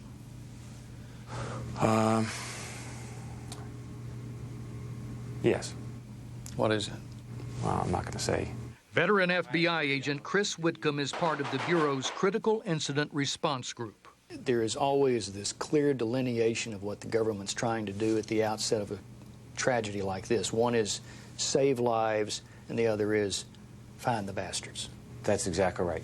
Consequence management, investigation, almost everything else falls within that. And the 2 coordinating agencies, FEMA and the FBI, are going to put these things together. I've seen this happen many times in reality and in practice, and they have come together remarkably well. It's an excellent plan. It has worked very well in the past, and I think yesterday it worked remarkably well, and it's working well now. Frankly, I was given the impression that This was a weapons of mass destruction plan that we executed. It's pretty close. Like a nuclear attack. Look, I mean, this had the same effect as a nuclear attack. You know, you send off a nuclear bomb in New York City, and it's going to have a huge, huge impact in terms of fatalities, property loss, and impact on the government. We had all of those things yesterday. We lost the two probably greatest symbols of New York City in those two towers that are no longer on the horizon. We lost no number yet, but countless lives, and we lost a huge sense of our own sanctity and security in this country. So it was a major, major weapons of mass destruction attack. As the extent of the attack became more apparent and no one could be certain it was over, the leaders of Congress were airlifted to bunkers outside of Washington, D.C. Is there a code word that goes out? Do beepers go off on these people? How does that get activated? All of that. All of that. When you say they're taken to secure sites, are these sites that would be up and running and enable these people to literally run the government from these holes in the ground? Absolutely. We are talking holes in the ground. We are talking about sites that are equipped with the appropriate communication support, survival support, security to ensure the continuity of government. The President is in a secure location. He is in continuous communication with the Vice President and key members of his cabinet. By mid-afternoon, the Vice President was in the Situation Room deep below the White House. The President had been moved to a military base in Nebraska. There is, it appears to me, a conflict in what the immediate goal is for the continuity of government plan, which is to make sure people are safe, make sure that they have a place to go, and the desire of the public to know that, hey, somebody's in charge, this place is not falling apart. I think the American people have to realize these people need to do a job. Yesterday, everyone went about their job. The emergency people in the streets of New York went about trying to recover the terrible, the victims of that terrible tragedy. And the President of the United States went about trying to maintain the security of the United States. And in between, you have thousands, tens of thousands of people working to do what they need to do in the event of a major crisis. And I think we came out at the end of the day with a sense that the President remained safe, that Congress went to a safe location to maintain a continuity of government, and that the FBI went after the investigations, that FEMA went after recovering the bodies. It worked remarkably well under terrible conditions. Today, the administration said the White House itself was a target for the terrorist. 7 years ago, when L.J. Bowron was the director of the Secret Service, a small plane, in fact, did crash on White House grounds. It did little damage, but it forced major overhauls in the government's plan to protect the president. There were a number of changes at the White House with respect to security, many of them not obvious and not apparent and technological in nature. Now, having said that, there's no question that the secure airspace in and around the White House complex, being as close as it is to an international airport and commercial air traffic, presents a huge problem. I mean, it does. There's no way to say that that's not a problem, and yesterday was an example of what a problem it can be.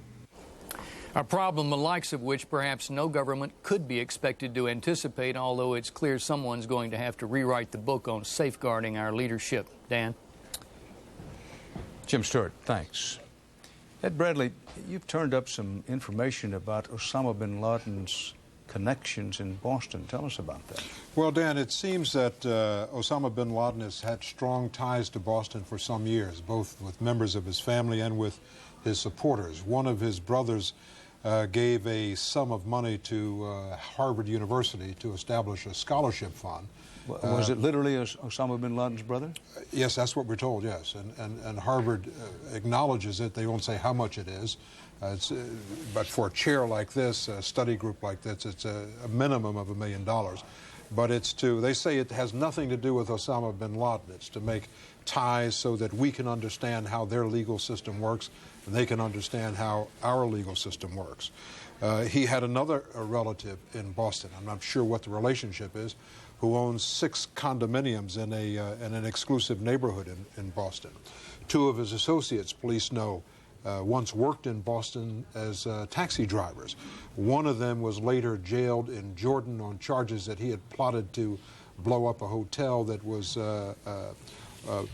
home to many, or visited regularly on a regular basis by many Americans and Israelis.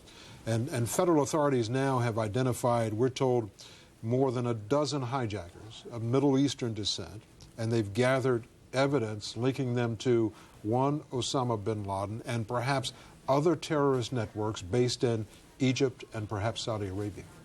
Very interesting to say the least. Thanks, Ed. In the hours after the attack on America, many questions have been raised about how it could have happened and whether the vast U.S. intelligence network failed. David Martin has gotten a rare glimpse inside that network and has been looking for some answers. David? Dan, some of the intelligence pointing towards Osama bin Laden was picked up in the hours after the attacks by the National Security Agency. The NSA, which eavesdrops on communications around the world, is this country's biggest, most secret, and arguably most important intelligence agency. But why didn't it pick up anything before the attacks? Last winter, 60 Minutes 2 got a first-ever look inside the NSA and spoke with its director, Air Force General Mike Hayden.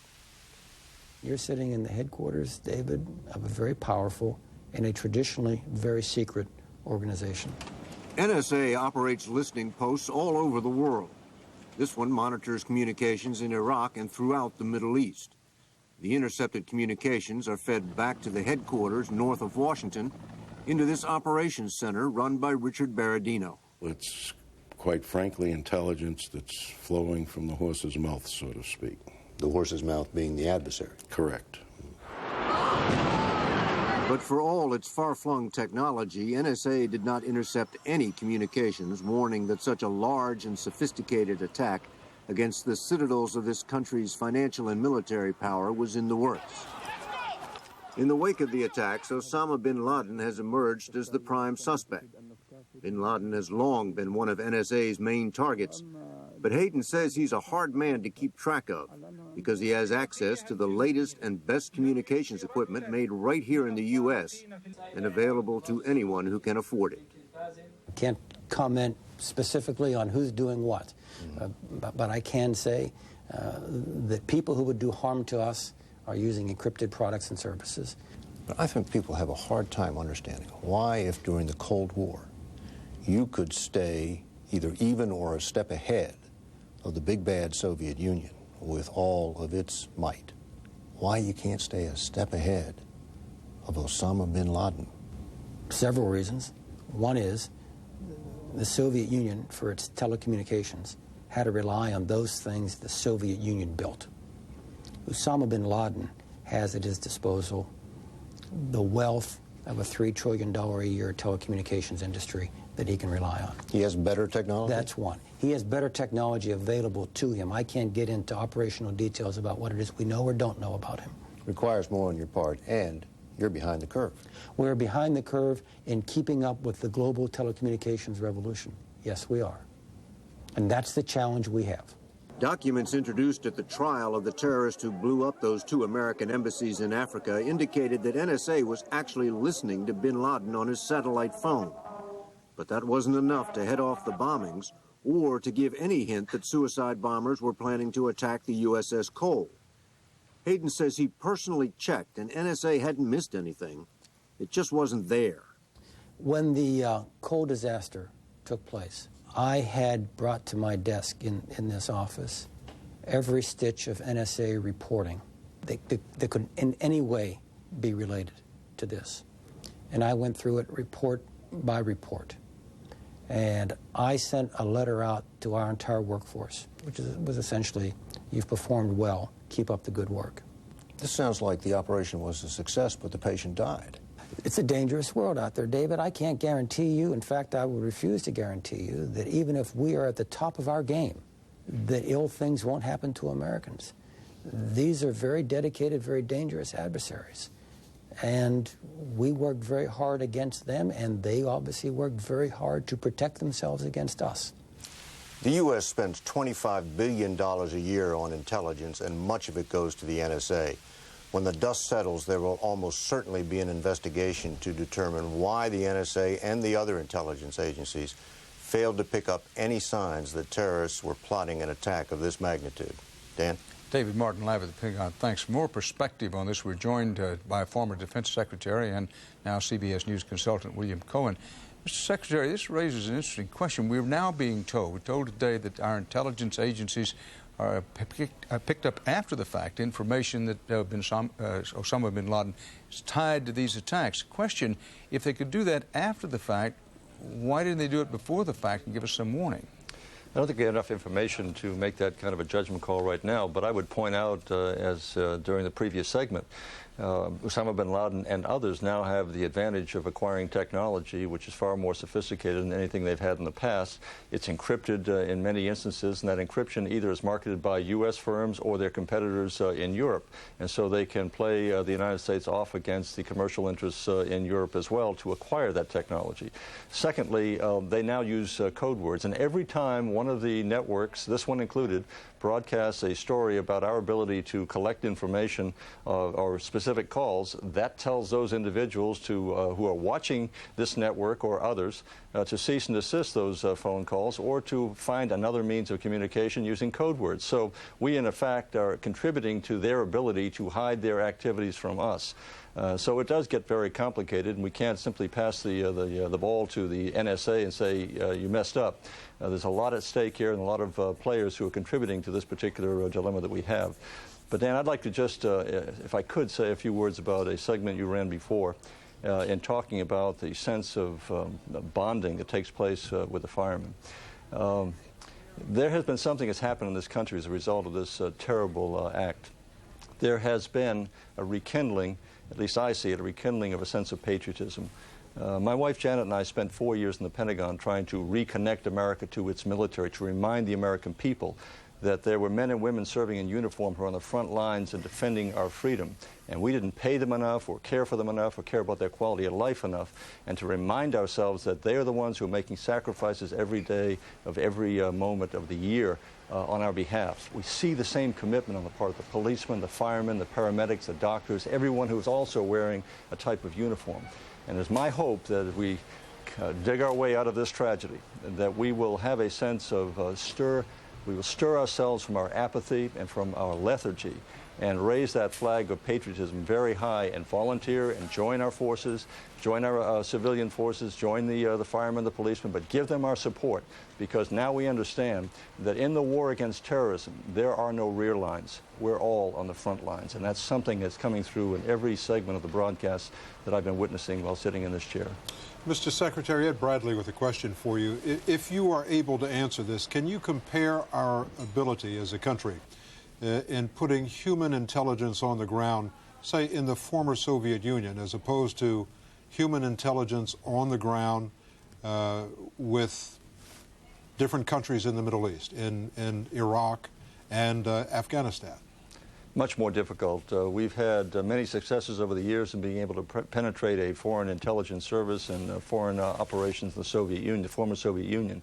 It is far more difficult today in dealing with the radical extremist groups who are located in isolated areas, who are very clannish, very closely bonded together, and will treat any stranger or any potential infiltrator with very harsh reactions. So it's virtually impossible, not impossible, but also we have to relook and take another examination at whether or not we can call upon individuals who have less than sterling reputations and to call upon them for their service on our behalf.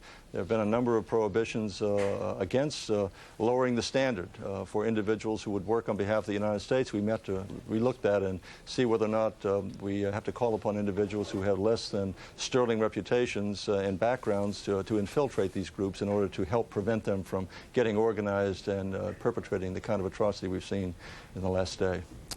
Mr. Secretary, we're fast running out of time, but very quickly, the question arises, we're obviously going to have to spend a lot more money trying to protect our country against this kind of terrorist attack. In your judgment, can we do that and build the defensive missile shield the Bush administration has been talking about? Well, I think this is a debate that's going to be deferred for a few days or a few weeks at least. The question about the ever-shrinking budget surplus will be off the table, I think, for the immediate future and beyond. But I do think it's going to come back in terms of the consensus that Congress is now expressing on behalf of support for the President in terms of fighting terrorism. That is unanimous. There is solidarity on that issue. I don't think you find the same solidarity in the commitment in terms of funding the National Missile Defense System. I am a supporter of a limited system against a limited type of an attack, but I also believe that we have to devote far more resources to combating the scourge of terrorism, the threat of biological and chemical weapons being used on American soil.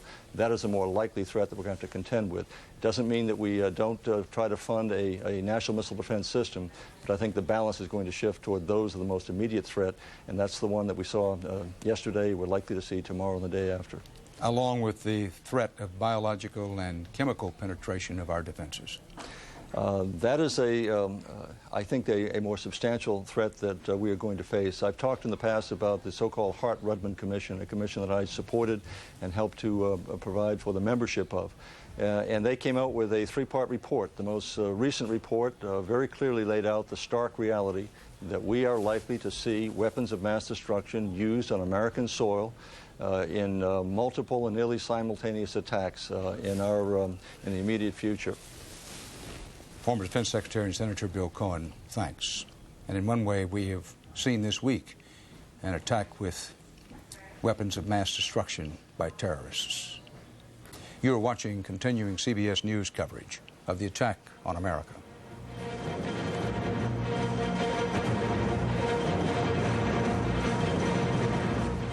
At the top of the hour, these are the latest developments in our ongoing coverage of the attack on America. 82 bodies have now been recovered in downtown Manhattan, with Mayor Rudolph Giuliani confirming the city has asked for 6,000 body bags. Justice Department officials say at least some of the hijackers got pilot training here in the United States. Both Air Force One and the White House are now believed by the Bush administration and by the Justice Department and the FBI to have been among the terrorist targets. The ban on air travel remains in effect, with some exceptions for flights that were diverted yesterday. The stock exchanges could reopen as early as Friday, but they will be closed tomorrow. Promises have been made they'll open no later than Monday. This morning, President Bush declared the attack, quote, an act of war. Tonight, John Roberts is standing by at the White House with late developments. John? Dan, the president said that this was more than an act of terror. It was an act of war because an attack on American soil, by its very definition, is an attack of war. Dan, but we learned today some of the chilling details about an extra element in this act of war that was perpetrated by these terrorists and their organization. We learned today that the White House said specific and credible evidence of two threats against the president. One against the White House, one against the president's life aboard Air Force One.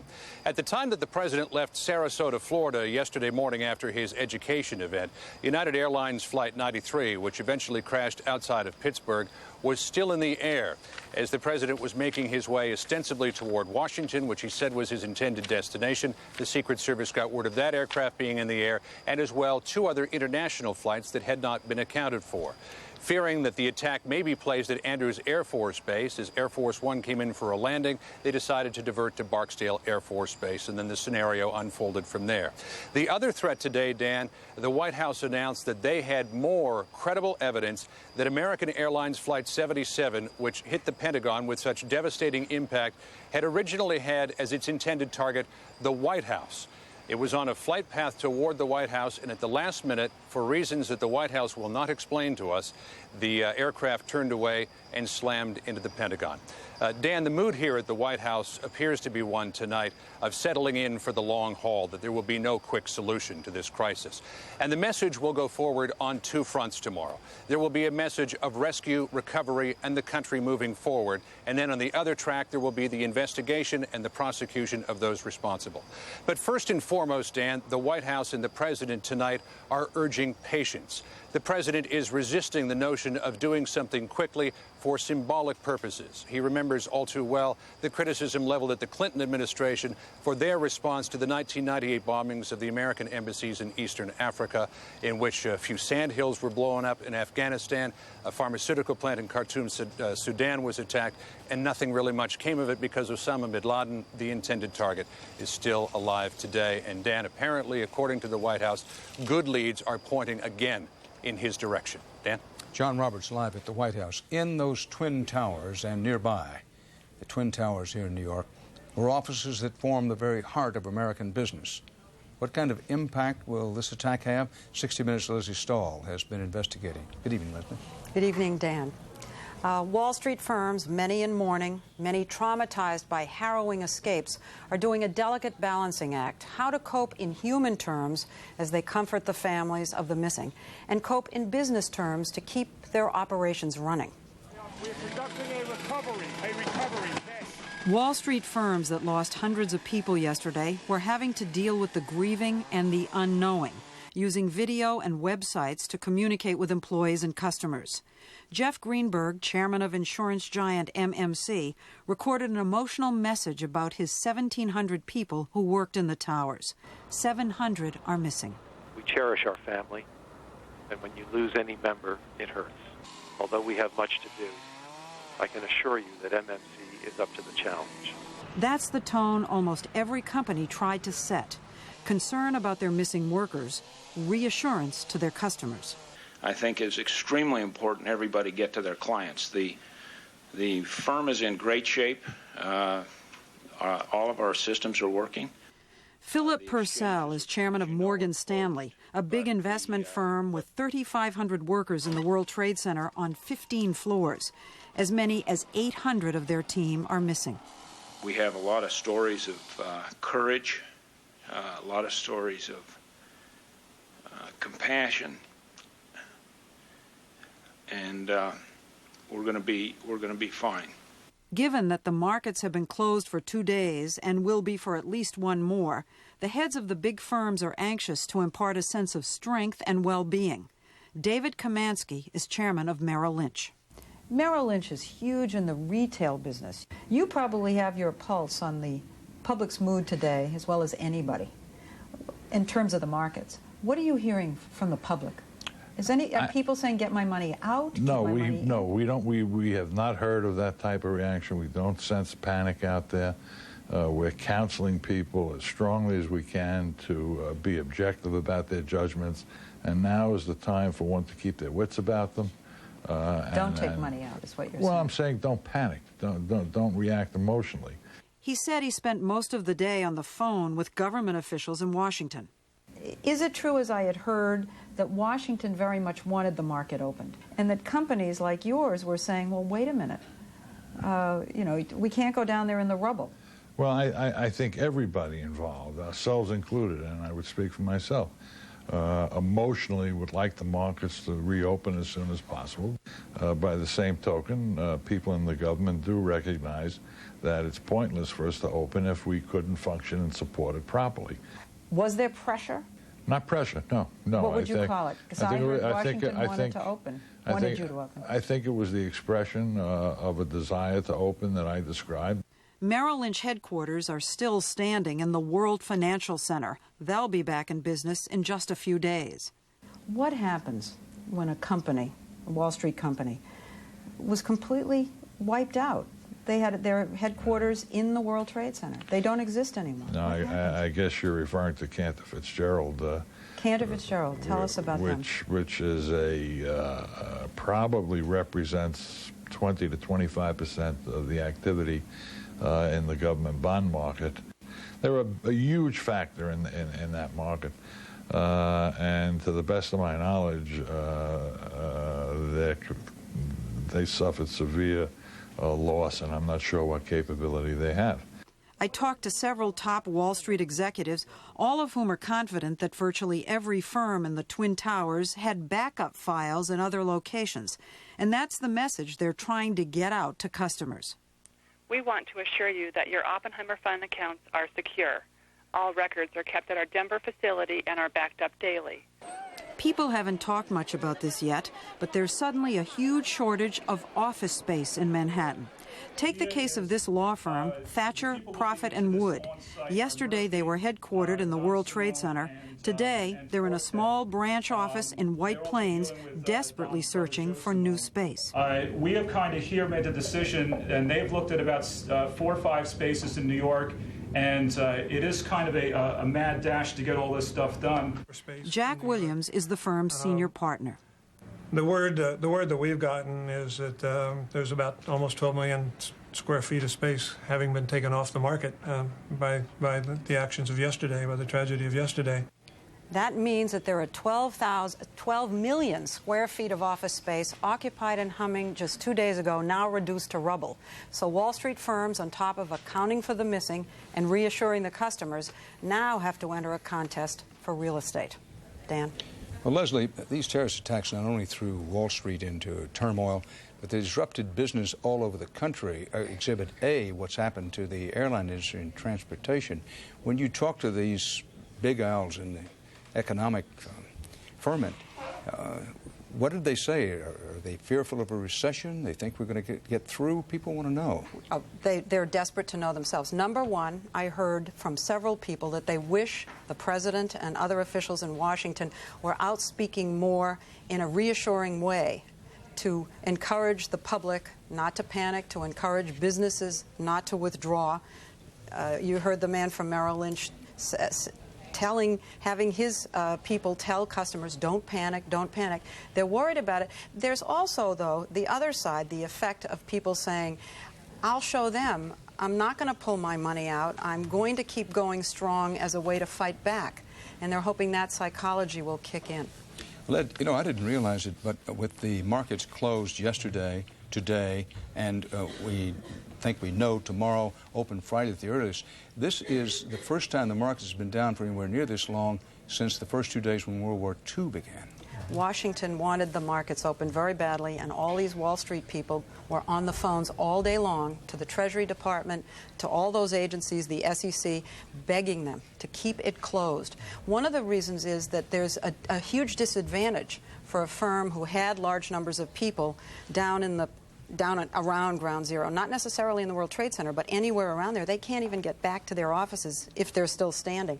And they don't want to have an unlevel playing field. They want to keep the markets closed so that all the businesses have a fair chance when they do open. But then what about the welders and the welders' helpers and the truckers and the swampers? You know, workaday Americans are saying, listen, what happens to Merrill Lynch and these people is important, but what happens to my pension fund and my mutual fund is more important. And I think what they're saying is that your fund is safe.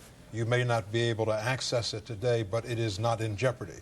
The system is still standing. And I think that you have people here who want to see, I mean, there's some question about what this does to the city of New York as a business center.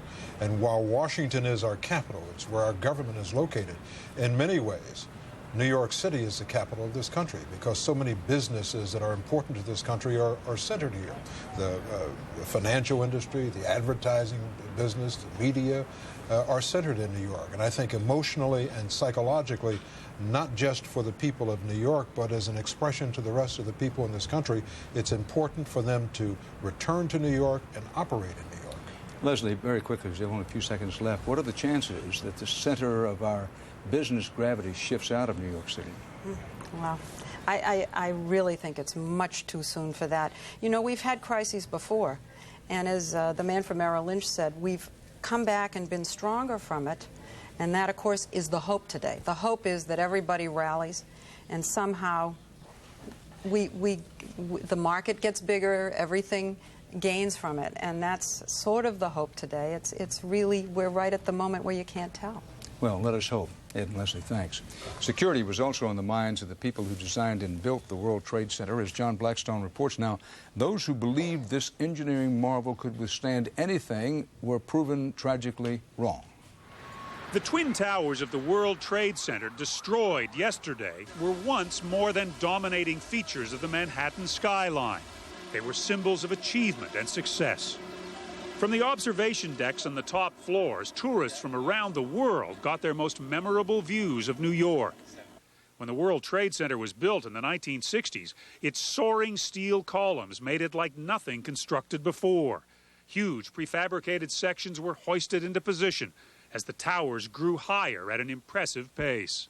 In retrospect, would it have been different had there been more supporting beams in a greater area around this building? Well, frankly, it's hard to imagine a building having more steel than this structure. The innovative design was like a square donut. The strength was in the steel columns of the outer walls and the steel of the central core. At the beginning, the towers seemed incredibly stable, each apparently absorbing the impact of a Boeing 767 traveling at close to 500 miles an hour. The explosion of jet fuel that followed was the equivalent of a massive bomb, says physics professor Stephen Block. The energy in a fully laden 767 is nearly equal to a kiloton of TNT being exploded. This is a staggering amount of energy, and it's equivalent, roughly speaking, to about a 20th of the energy that was deposited in the bomb that leveled Hiroshima. But still, the towers stood. The blazing jet fuel, however, created fires burning hot enough to weaken the steel that held the World Trade Center high. It wasn't the impact, it wasn't the shaking, it was fire. It was definitely the fire that took the building down. As the fire burned on, experts say, temperatures rose above 1,000 degrees to the point where steel loses its strength. Once it began to fail, it dragged in the floors and proceeded to pancake floor by floor so that the entire building collapsed. Architect Jim Malott says new standards for fireproofing and structural support may grow from this tragedy. When you build something this big, it better not fail. But engineer Rick Zatola, who worked at the World Trade Center, says no construction code could have protected the Twin Towers from this attack. We're very devastated by this. We're builders. We create things. And it's really hard to see something that we created be just destroyed. We'll have to now be rebuilders. The attack on America came as a shock to most people, but not to those you are about to meet. These are people within Osama bin Laden's inner circle. When they spoke with our team from 60 Minutes 2 several weeks ago, these members of that inner circle offered what we now realize, have been forced to realize, were prophecies of terror, predictions that America and its interests were in grave danger, not specifically from bin Laden, but certainly from many who share his hatred of America. We begin with Khalid Khwaja. For 20 years, he has been Osama bin Laden's teacher, comrade-in-arms, and spiritual brother. 2 months before yesterday's tragic events, he told us nothing is safe from an enraged Muslim world and that an attack would be easier than many Americans realize. America is a very vulnerable country. You are a very open country. I tell you, your White House is the most vulnerable target. It's very simple to just get it. But we cannot do it. But if thing reaches to that the jihad is declared against America, then it will be very simple for the people to do it. Khalid Khwaja said this to 60 Minutes 2 producer George Cryle. What do you mean the White House is vulnerable? It's very vulnerable. Why? Why? Because what is there after? Because you see how difficult it is over there to blow it up for somebody. I assume it's very difficult, or else someone would have done it by now. No, this is what you see. This is the problem. Don't underestimate. It takes only maximum 1 or 2 lives to have it. It's not difficult. And that's not difficult to find 2 people prepared to sacrifice their lives. Not at all. Not at all. For the cause, we have people available. The White House wasn't hit, but this prophetic warning, given 2 months ago, was disturbingly accurate. And on this tour through Afghanistan and Pakistan with Khwaja, we got a look at how America has come to be seen here as the enemy of Islam. At this gathering of mullahs in Islamabad, Pakistan, the signs on the wall said it all.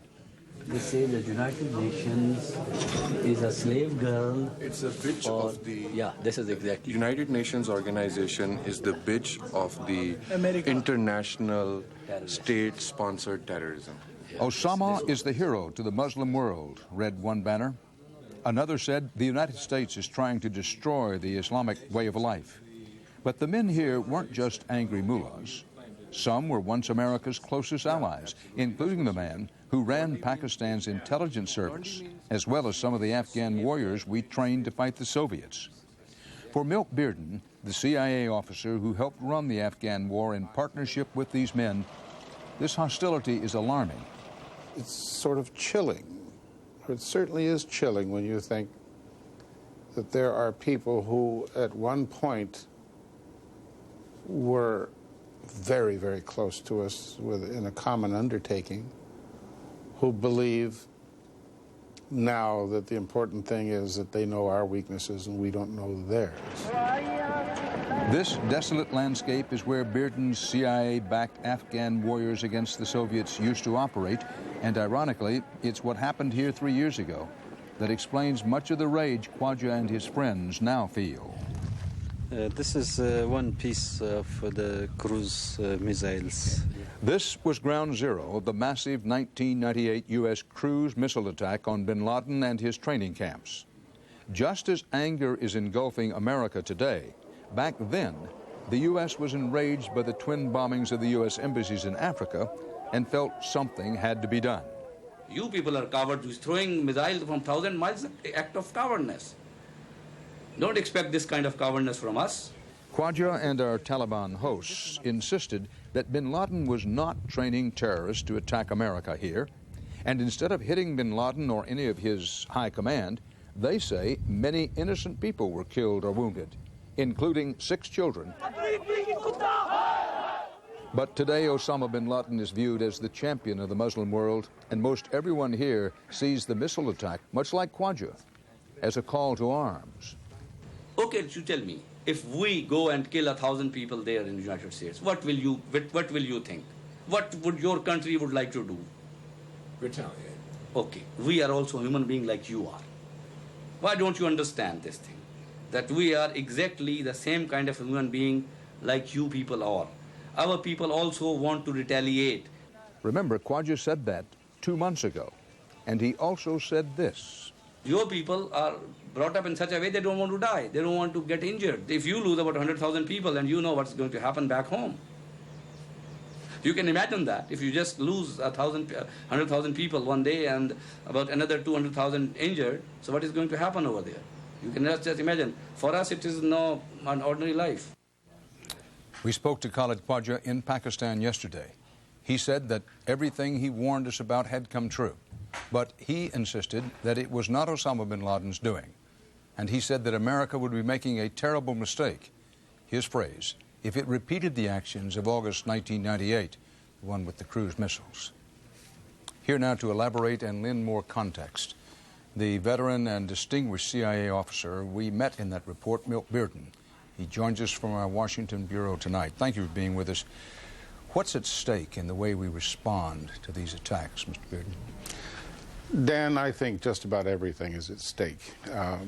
There is probably no more important action that the United States will take in the last 40 or 50 years than how we handle retribution and retaliation for what happened yesterday in New York and in Washington. Well, if the president should come to you and ask you, what do you think I should do, what would you tell him? I'd tell him, first off, steady as she goes.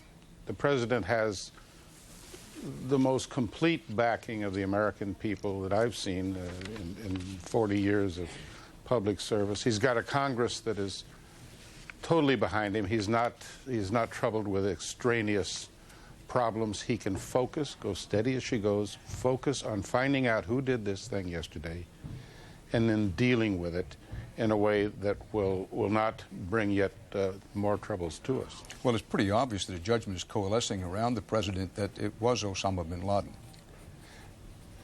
I know we live in a country where we're often told that the first thing that comes to your mind, put it down, put the little mark in there.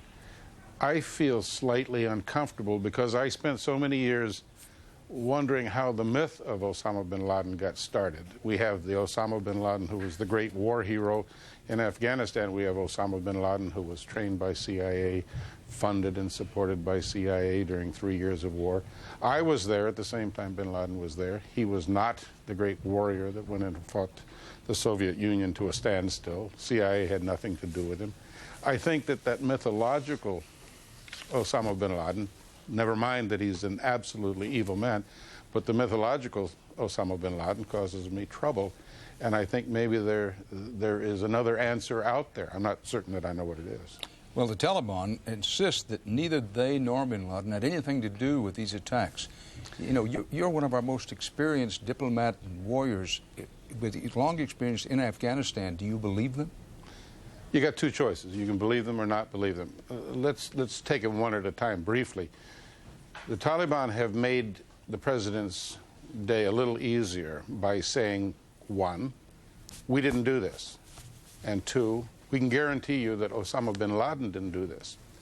Those are important distinctions because their neck is on the line now. They have so thoroughly implicated themselves in this vicious, cowardly deed that if they are lying, the president has no problems, no compunction in dealing with them as he would deal with Osama bin Laden. But that's only true if it's Osama bin Laden that's behind this.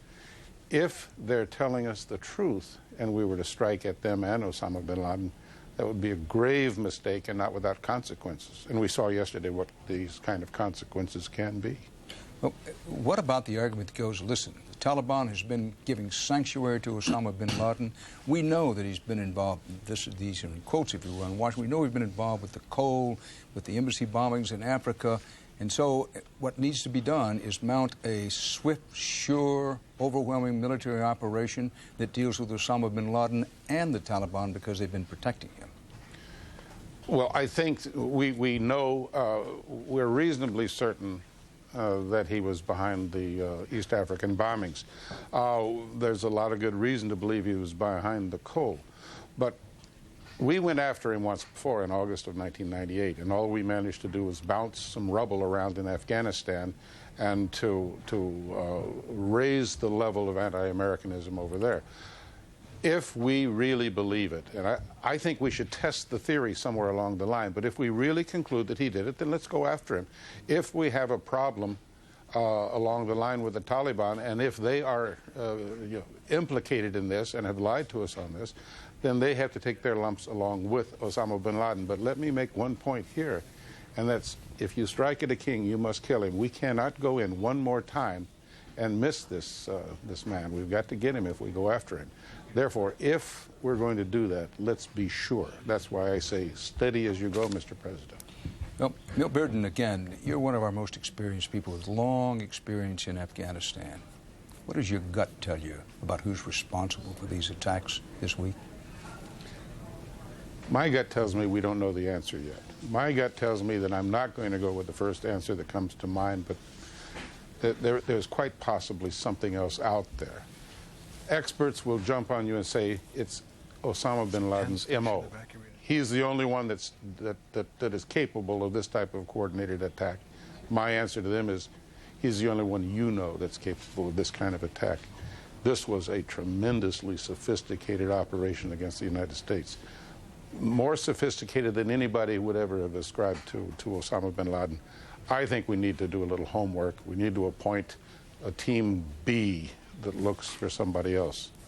I'm just not convinced it was bin Laden. You're doubtful. I want to come back to that. If you can ride with me just a moment, Milt Bearden. Sure. Dateline New York City, hundreds of people are now reported fleeing the area around the Empire State Building here in New York City.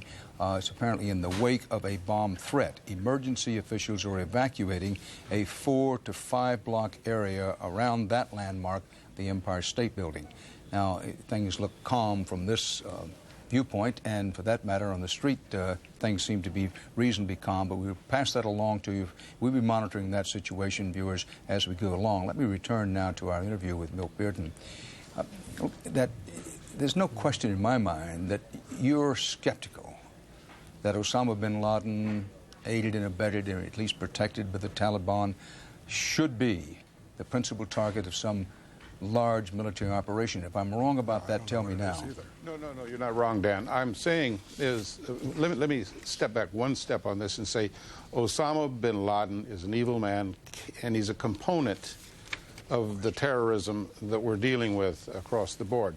All I'm saying is that I think Osama bin Laden has become the metaphor for the entire problem of terrorism involving Muslims with perceived grievances against the United States.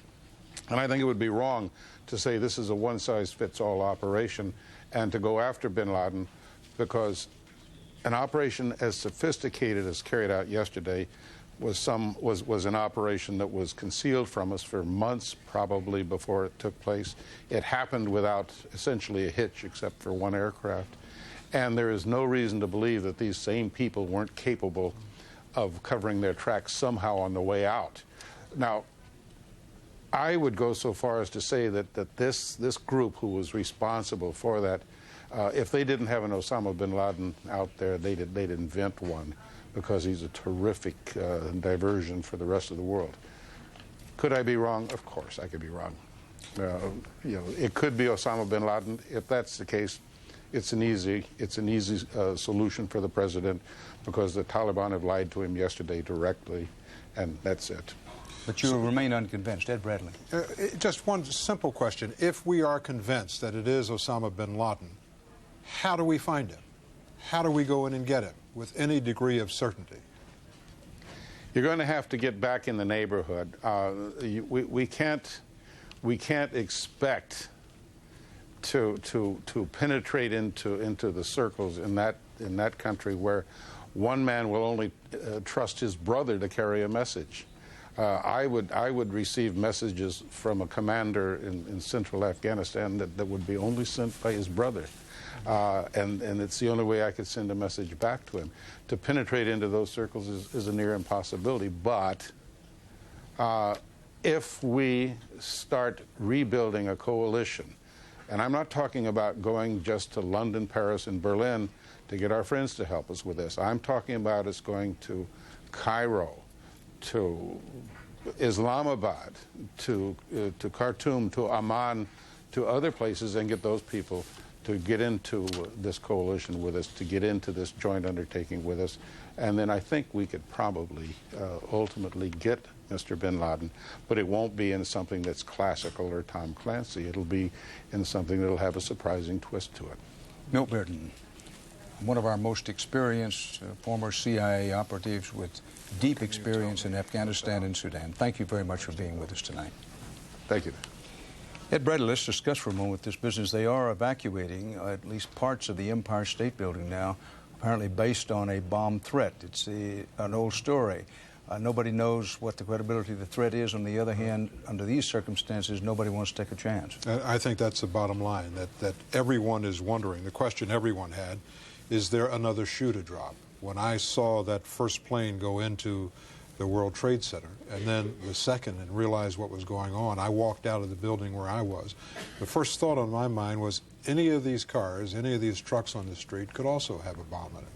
And I think any time that there is a threat, everyone is thinking that if they were capable of making a plan that was so sophisticated to pull this off, did they also think, after this is done, we want to have Plan B to go into operation? Big question. Another phase of this attack. No question is going through the minds of the police and others tonight when they deal with this bomb threat that has been voiced about the Empire State Building, just what the city of New York did not need tonight. However, this city has responded so well, Ed. I've lived in New York, this time, well over 20 years. I must say, I wasn't certain the city had it in itself for to be steady, as calm, and patient as it's been these last few days. So, given this evacuation of the Empire State Building, New Yorkers they'll ride with it. I mean, I think New Yorkers are a special breed of people, and most New Yorkers aren't true New Yorkers in the sense, or many New Yorkers aren't New Yorkers in the sense that they were born here. That expression, native New Yorker, applies to people who came to New York City and whose heart was taken by New York. And they're a special breed of people, very tough people, but also, in another way, very kind people who will look out for each other in times of need. And I think this is what we're seeing today. Certainly a time of need. We'll keep you posted as we go along, viewers, on what's happening in and around the Empire State Building. In the meantime, at the heart of all this lie questions about security. How did these hijackers slip through? We want to spend some time now trying to answer that, beginning at Boston's Logan Airport, where two of the hijacked planes originated and where our Wyatt Andrews is standing by. Wyatt? Dan, every airport in America remains closed tonight, but Boston Logan is under a police lockdown. Officials today said that even when this airport reopens, it will reopen under security conditions tighter even from what the FAA mandated today.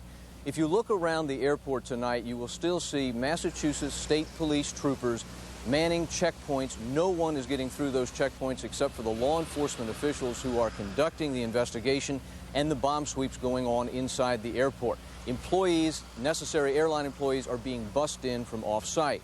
Police also made the extraordinary decision today to tow some 2,000 vehicles, 2,000 to 2,500 vehicles that passengers had stranded at the American Airlines close-in parking garage.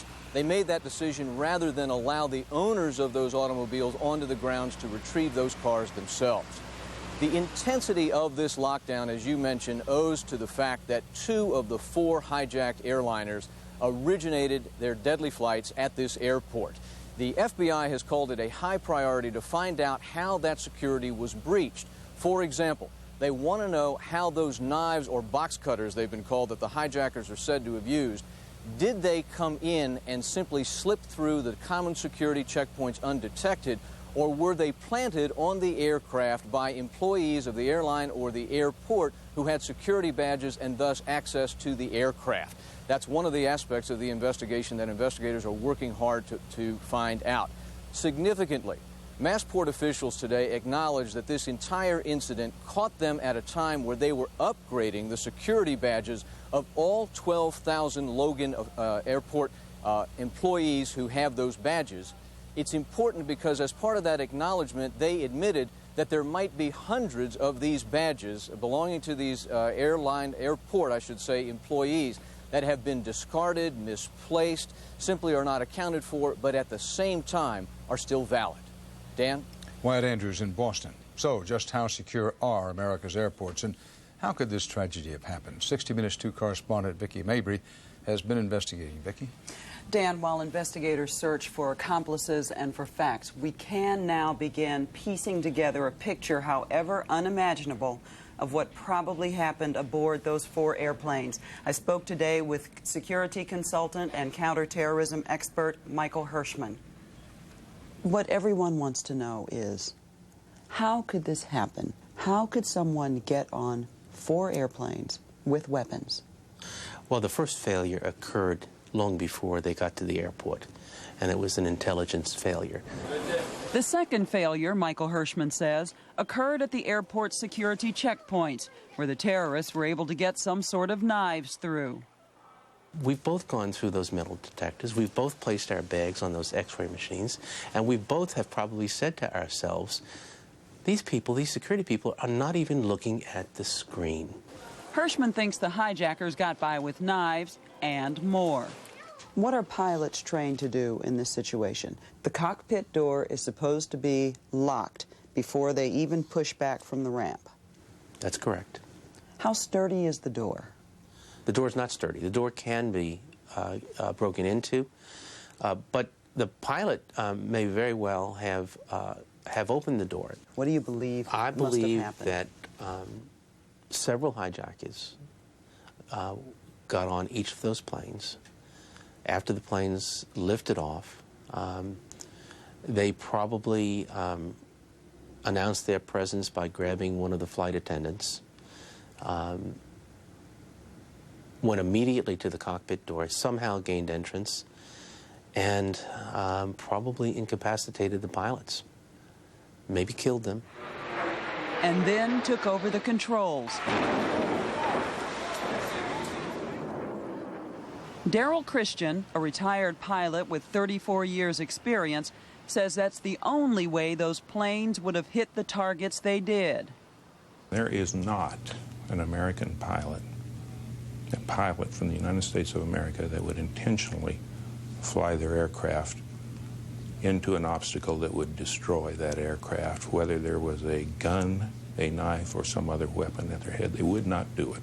Do you believe these were trained pilots? No, I think these were terrorists who were given pilot training. And that raises a whole other set of issues. Where was that training accomplished? I mean, it's not everywhere that you can get the sort of training which would allow you to fly a modern jet. So where would that training have taken place?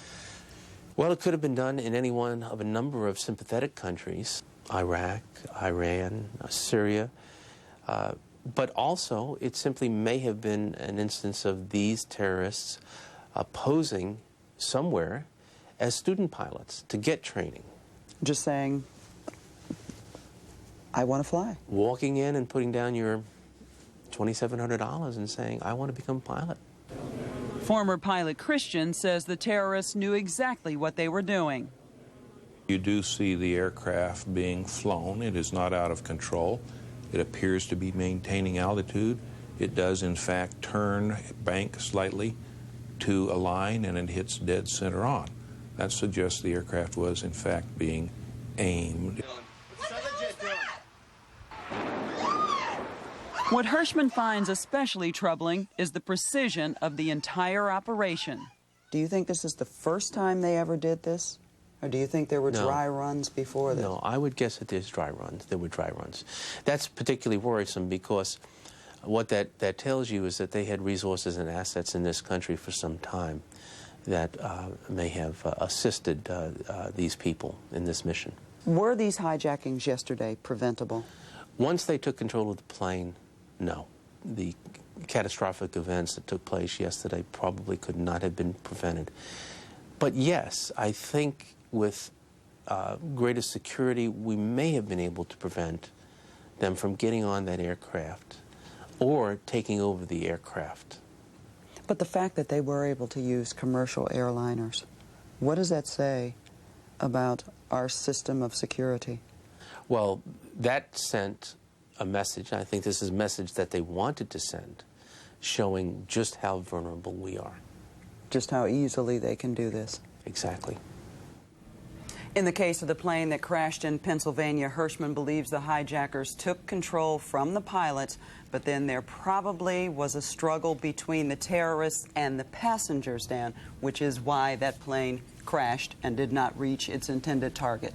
Mickey, as you talk to these experts, what did they say are the reasons we don't have sky marshals or undercover people on our airline flights? Some others do.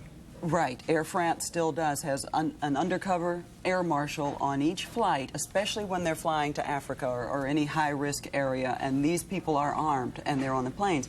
He says that we used to have that on American airliners during the 60s and 70s, but that we've become complacent because we haven't had an episode like this on one of our planes for a very long time. And what about this business of the door between the cockpit and the rest of the plane? Most of those doors look like they're made out of cardboard or something. They're just like the bathroom doors. He said a large child could kick in those doors. He said, but the pilots very well may have opened the door thinking that this is a usual, a normal hijacking situation. You go out, you negotiate with them, you try to get the people to calm down. So what should the pilot have done?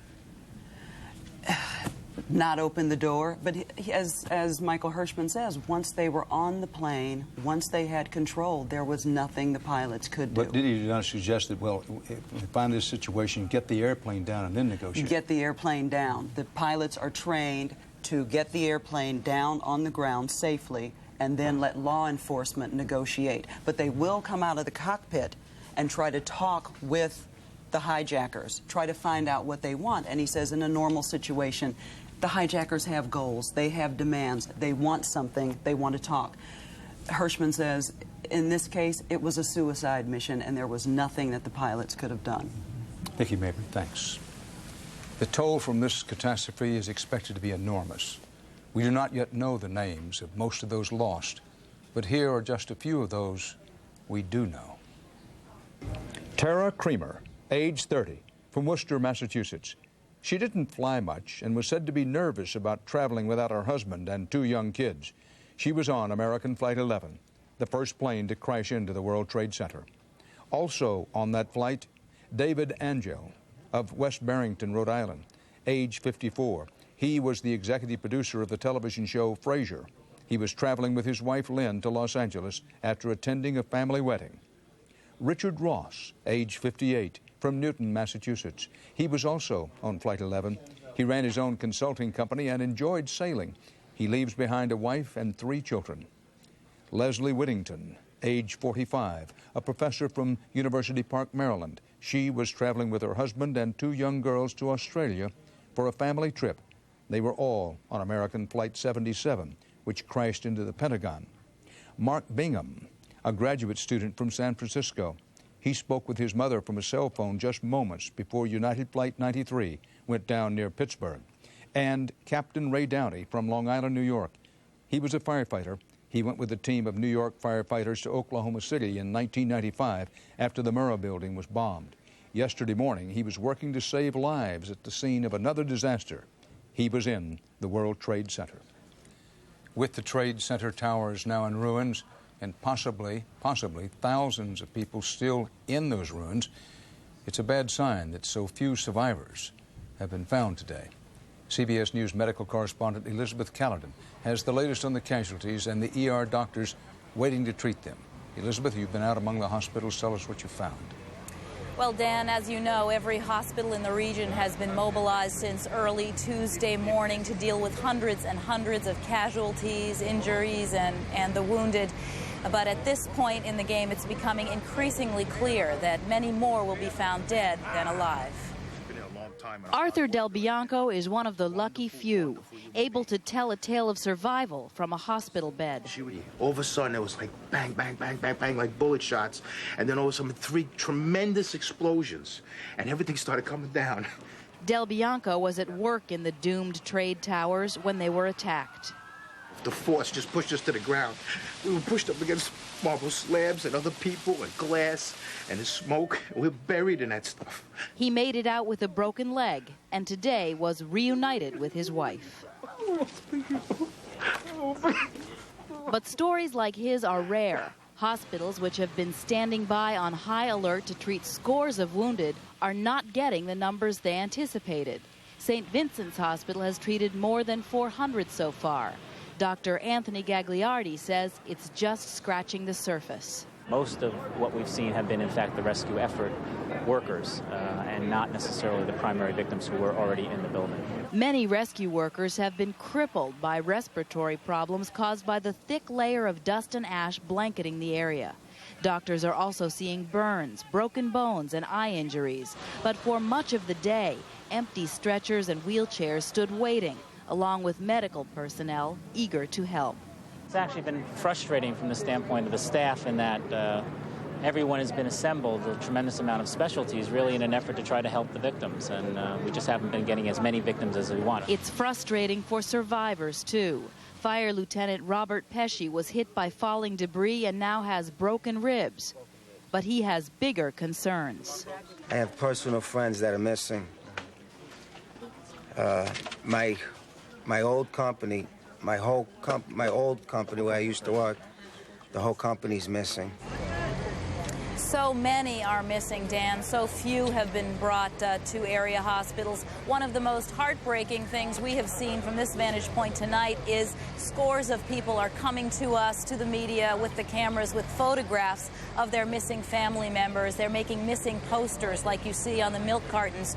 A young man just came to us a few moments ago bringing a picture of his brother and I guess his wife or girlfriend. This is Michael Davidson, 5'10", 220 pounds.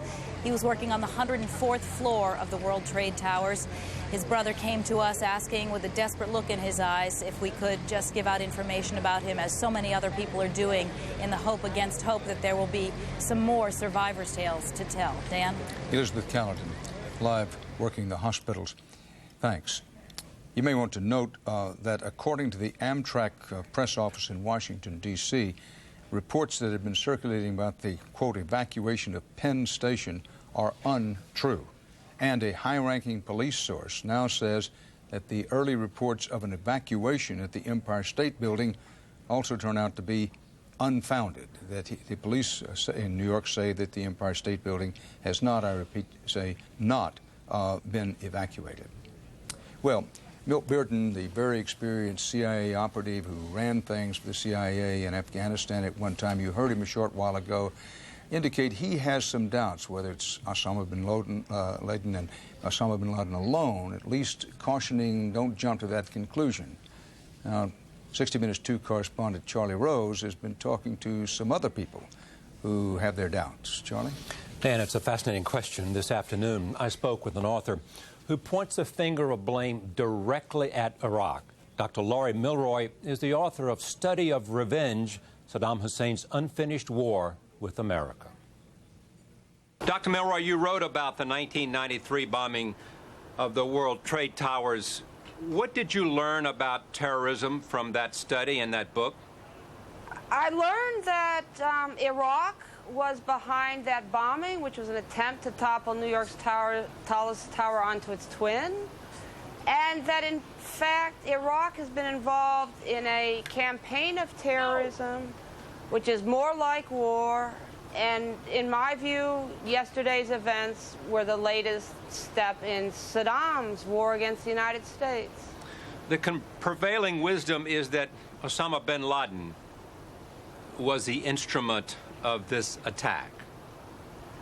I realize that, and he may have been involved, but there's another question, and that is bin Laden working with something that is much bigger than him, like Iraqi intelligence? Is he a front organization for Iraqi and perhaps other intelligence agencies? Let me understand you clearly. Do you believe that bin Laden did not have the resources to pull off the attacks of the planes against the World Trade Towers? On his own, he did not have the resources. What would he have needed from a state? He would have needed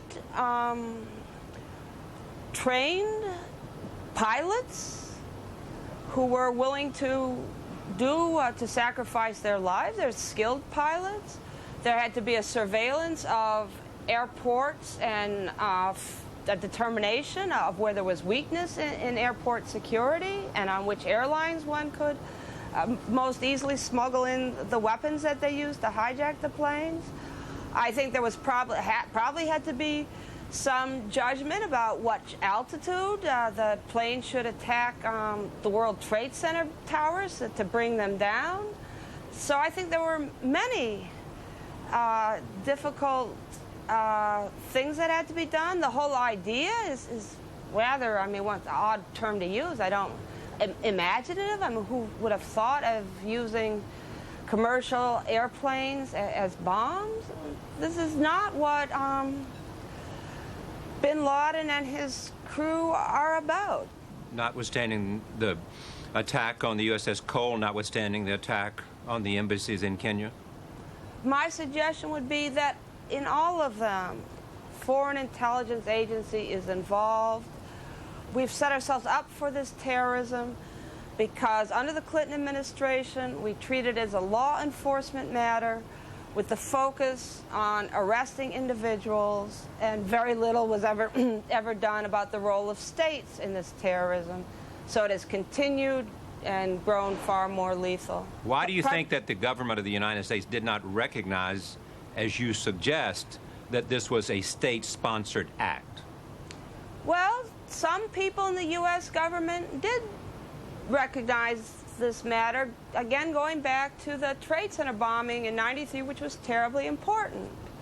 Jim Fox, the director of New York FBI, believed that Iraq was behind that bomb, and so did many others in New York law enforcement, including the Manhattan District Attorney's Office. The federal prosecutors were certainly open to that. Among the people who've endorsed this work is Gil Childers, the lead prosecutor in the Trade Center bombing trial.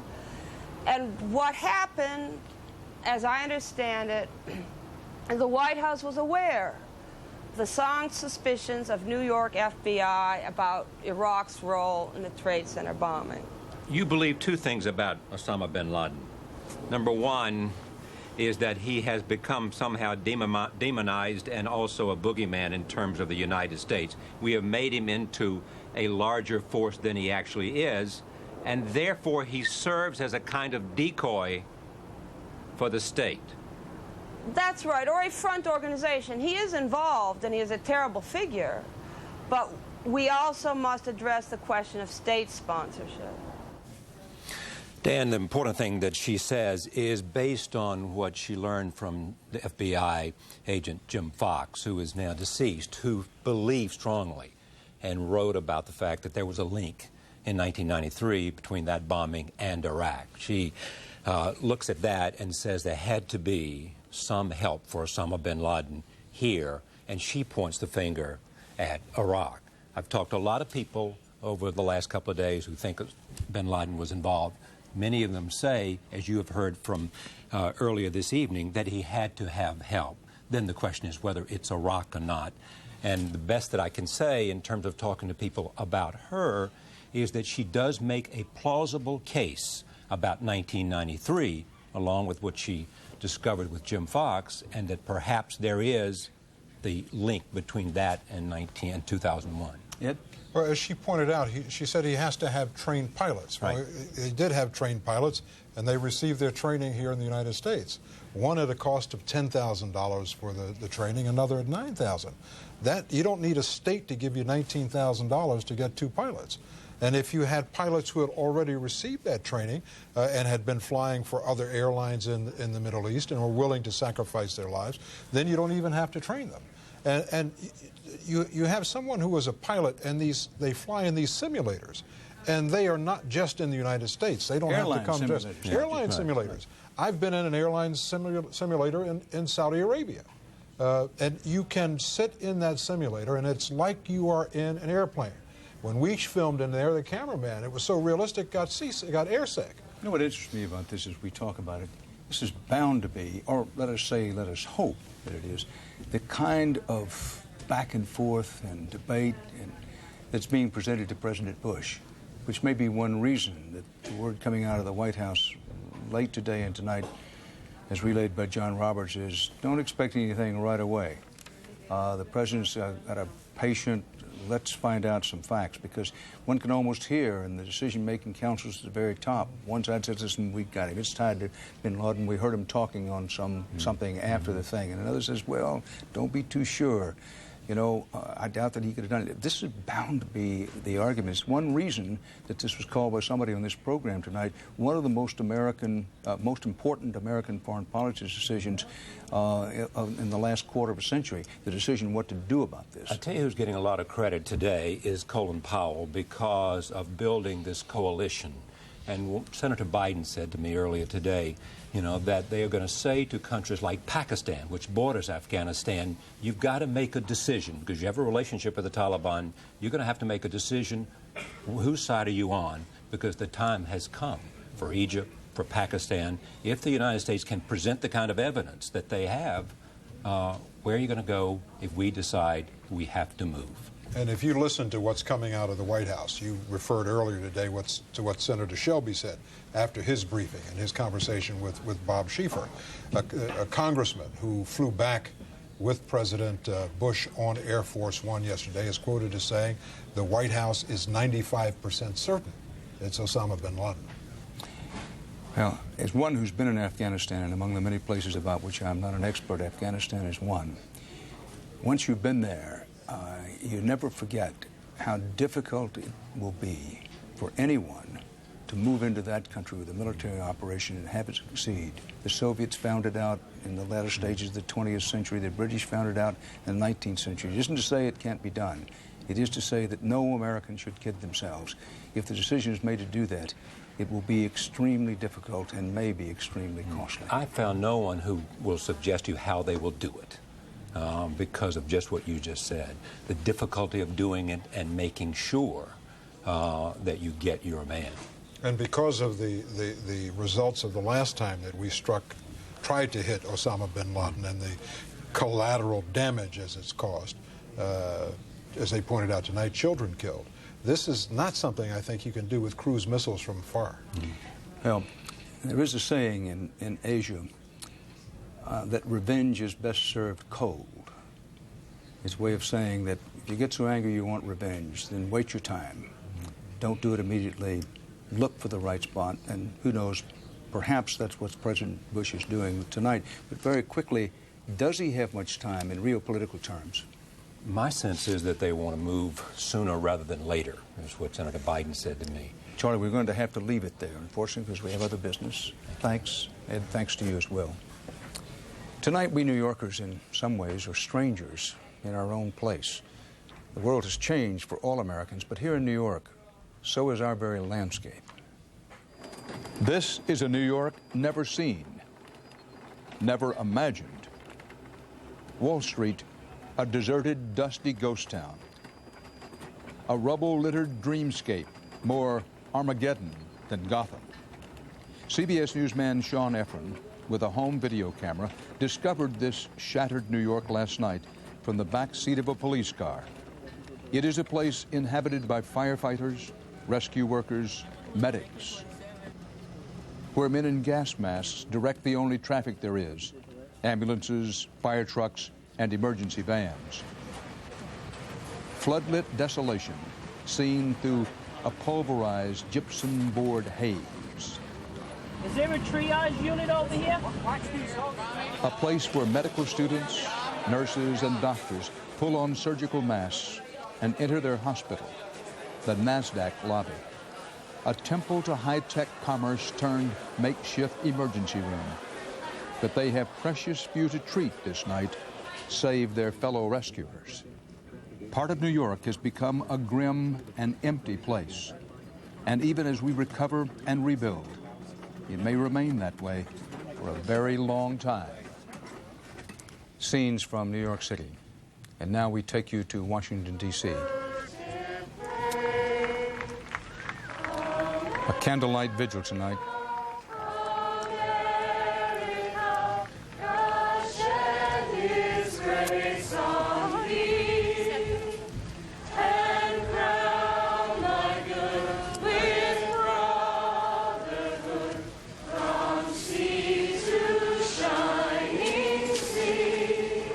Americans coming together in Washington, D.C. We're coming up on 11 o'clock in the Eastern time zone, 10 in the Midwest, and many of your local stations are getting ready for local news. We hope you'll stay here with us. You are watching continuing CBS News coverage of the attack on America. Where local news comes first. This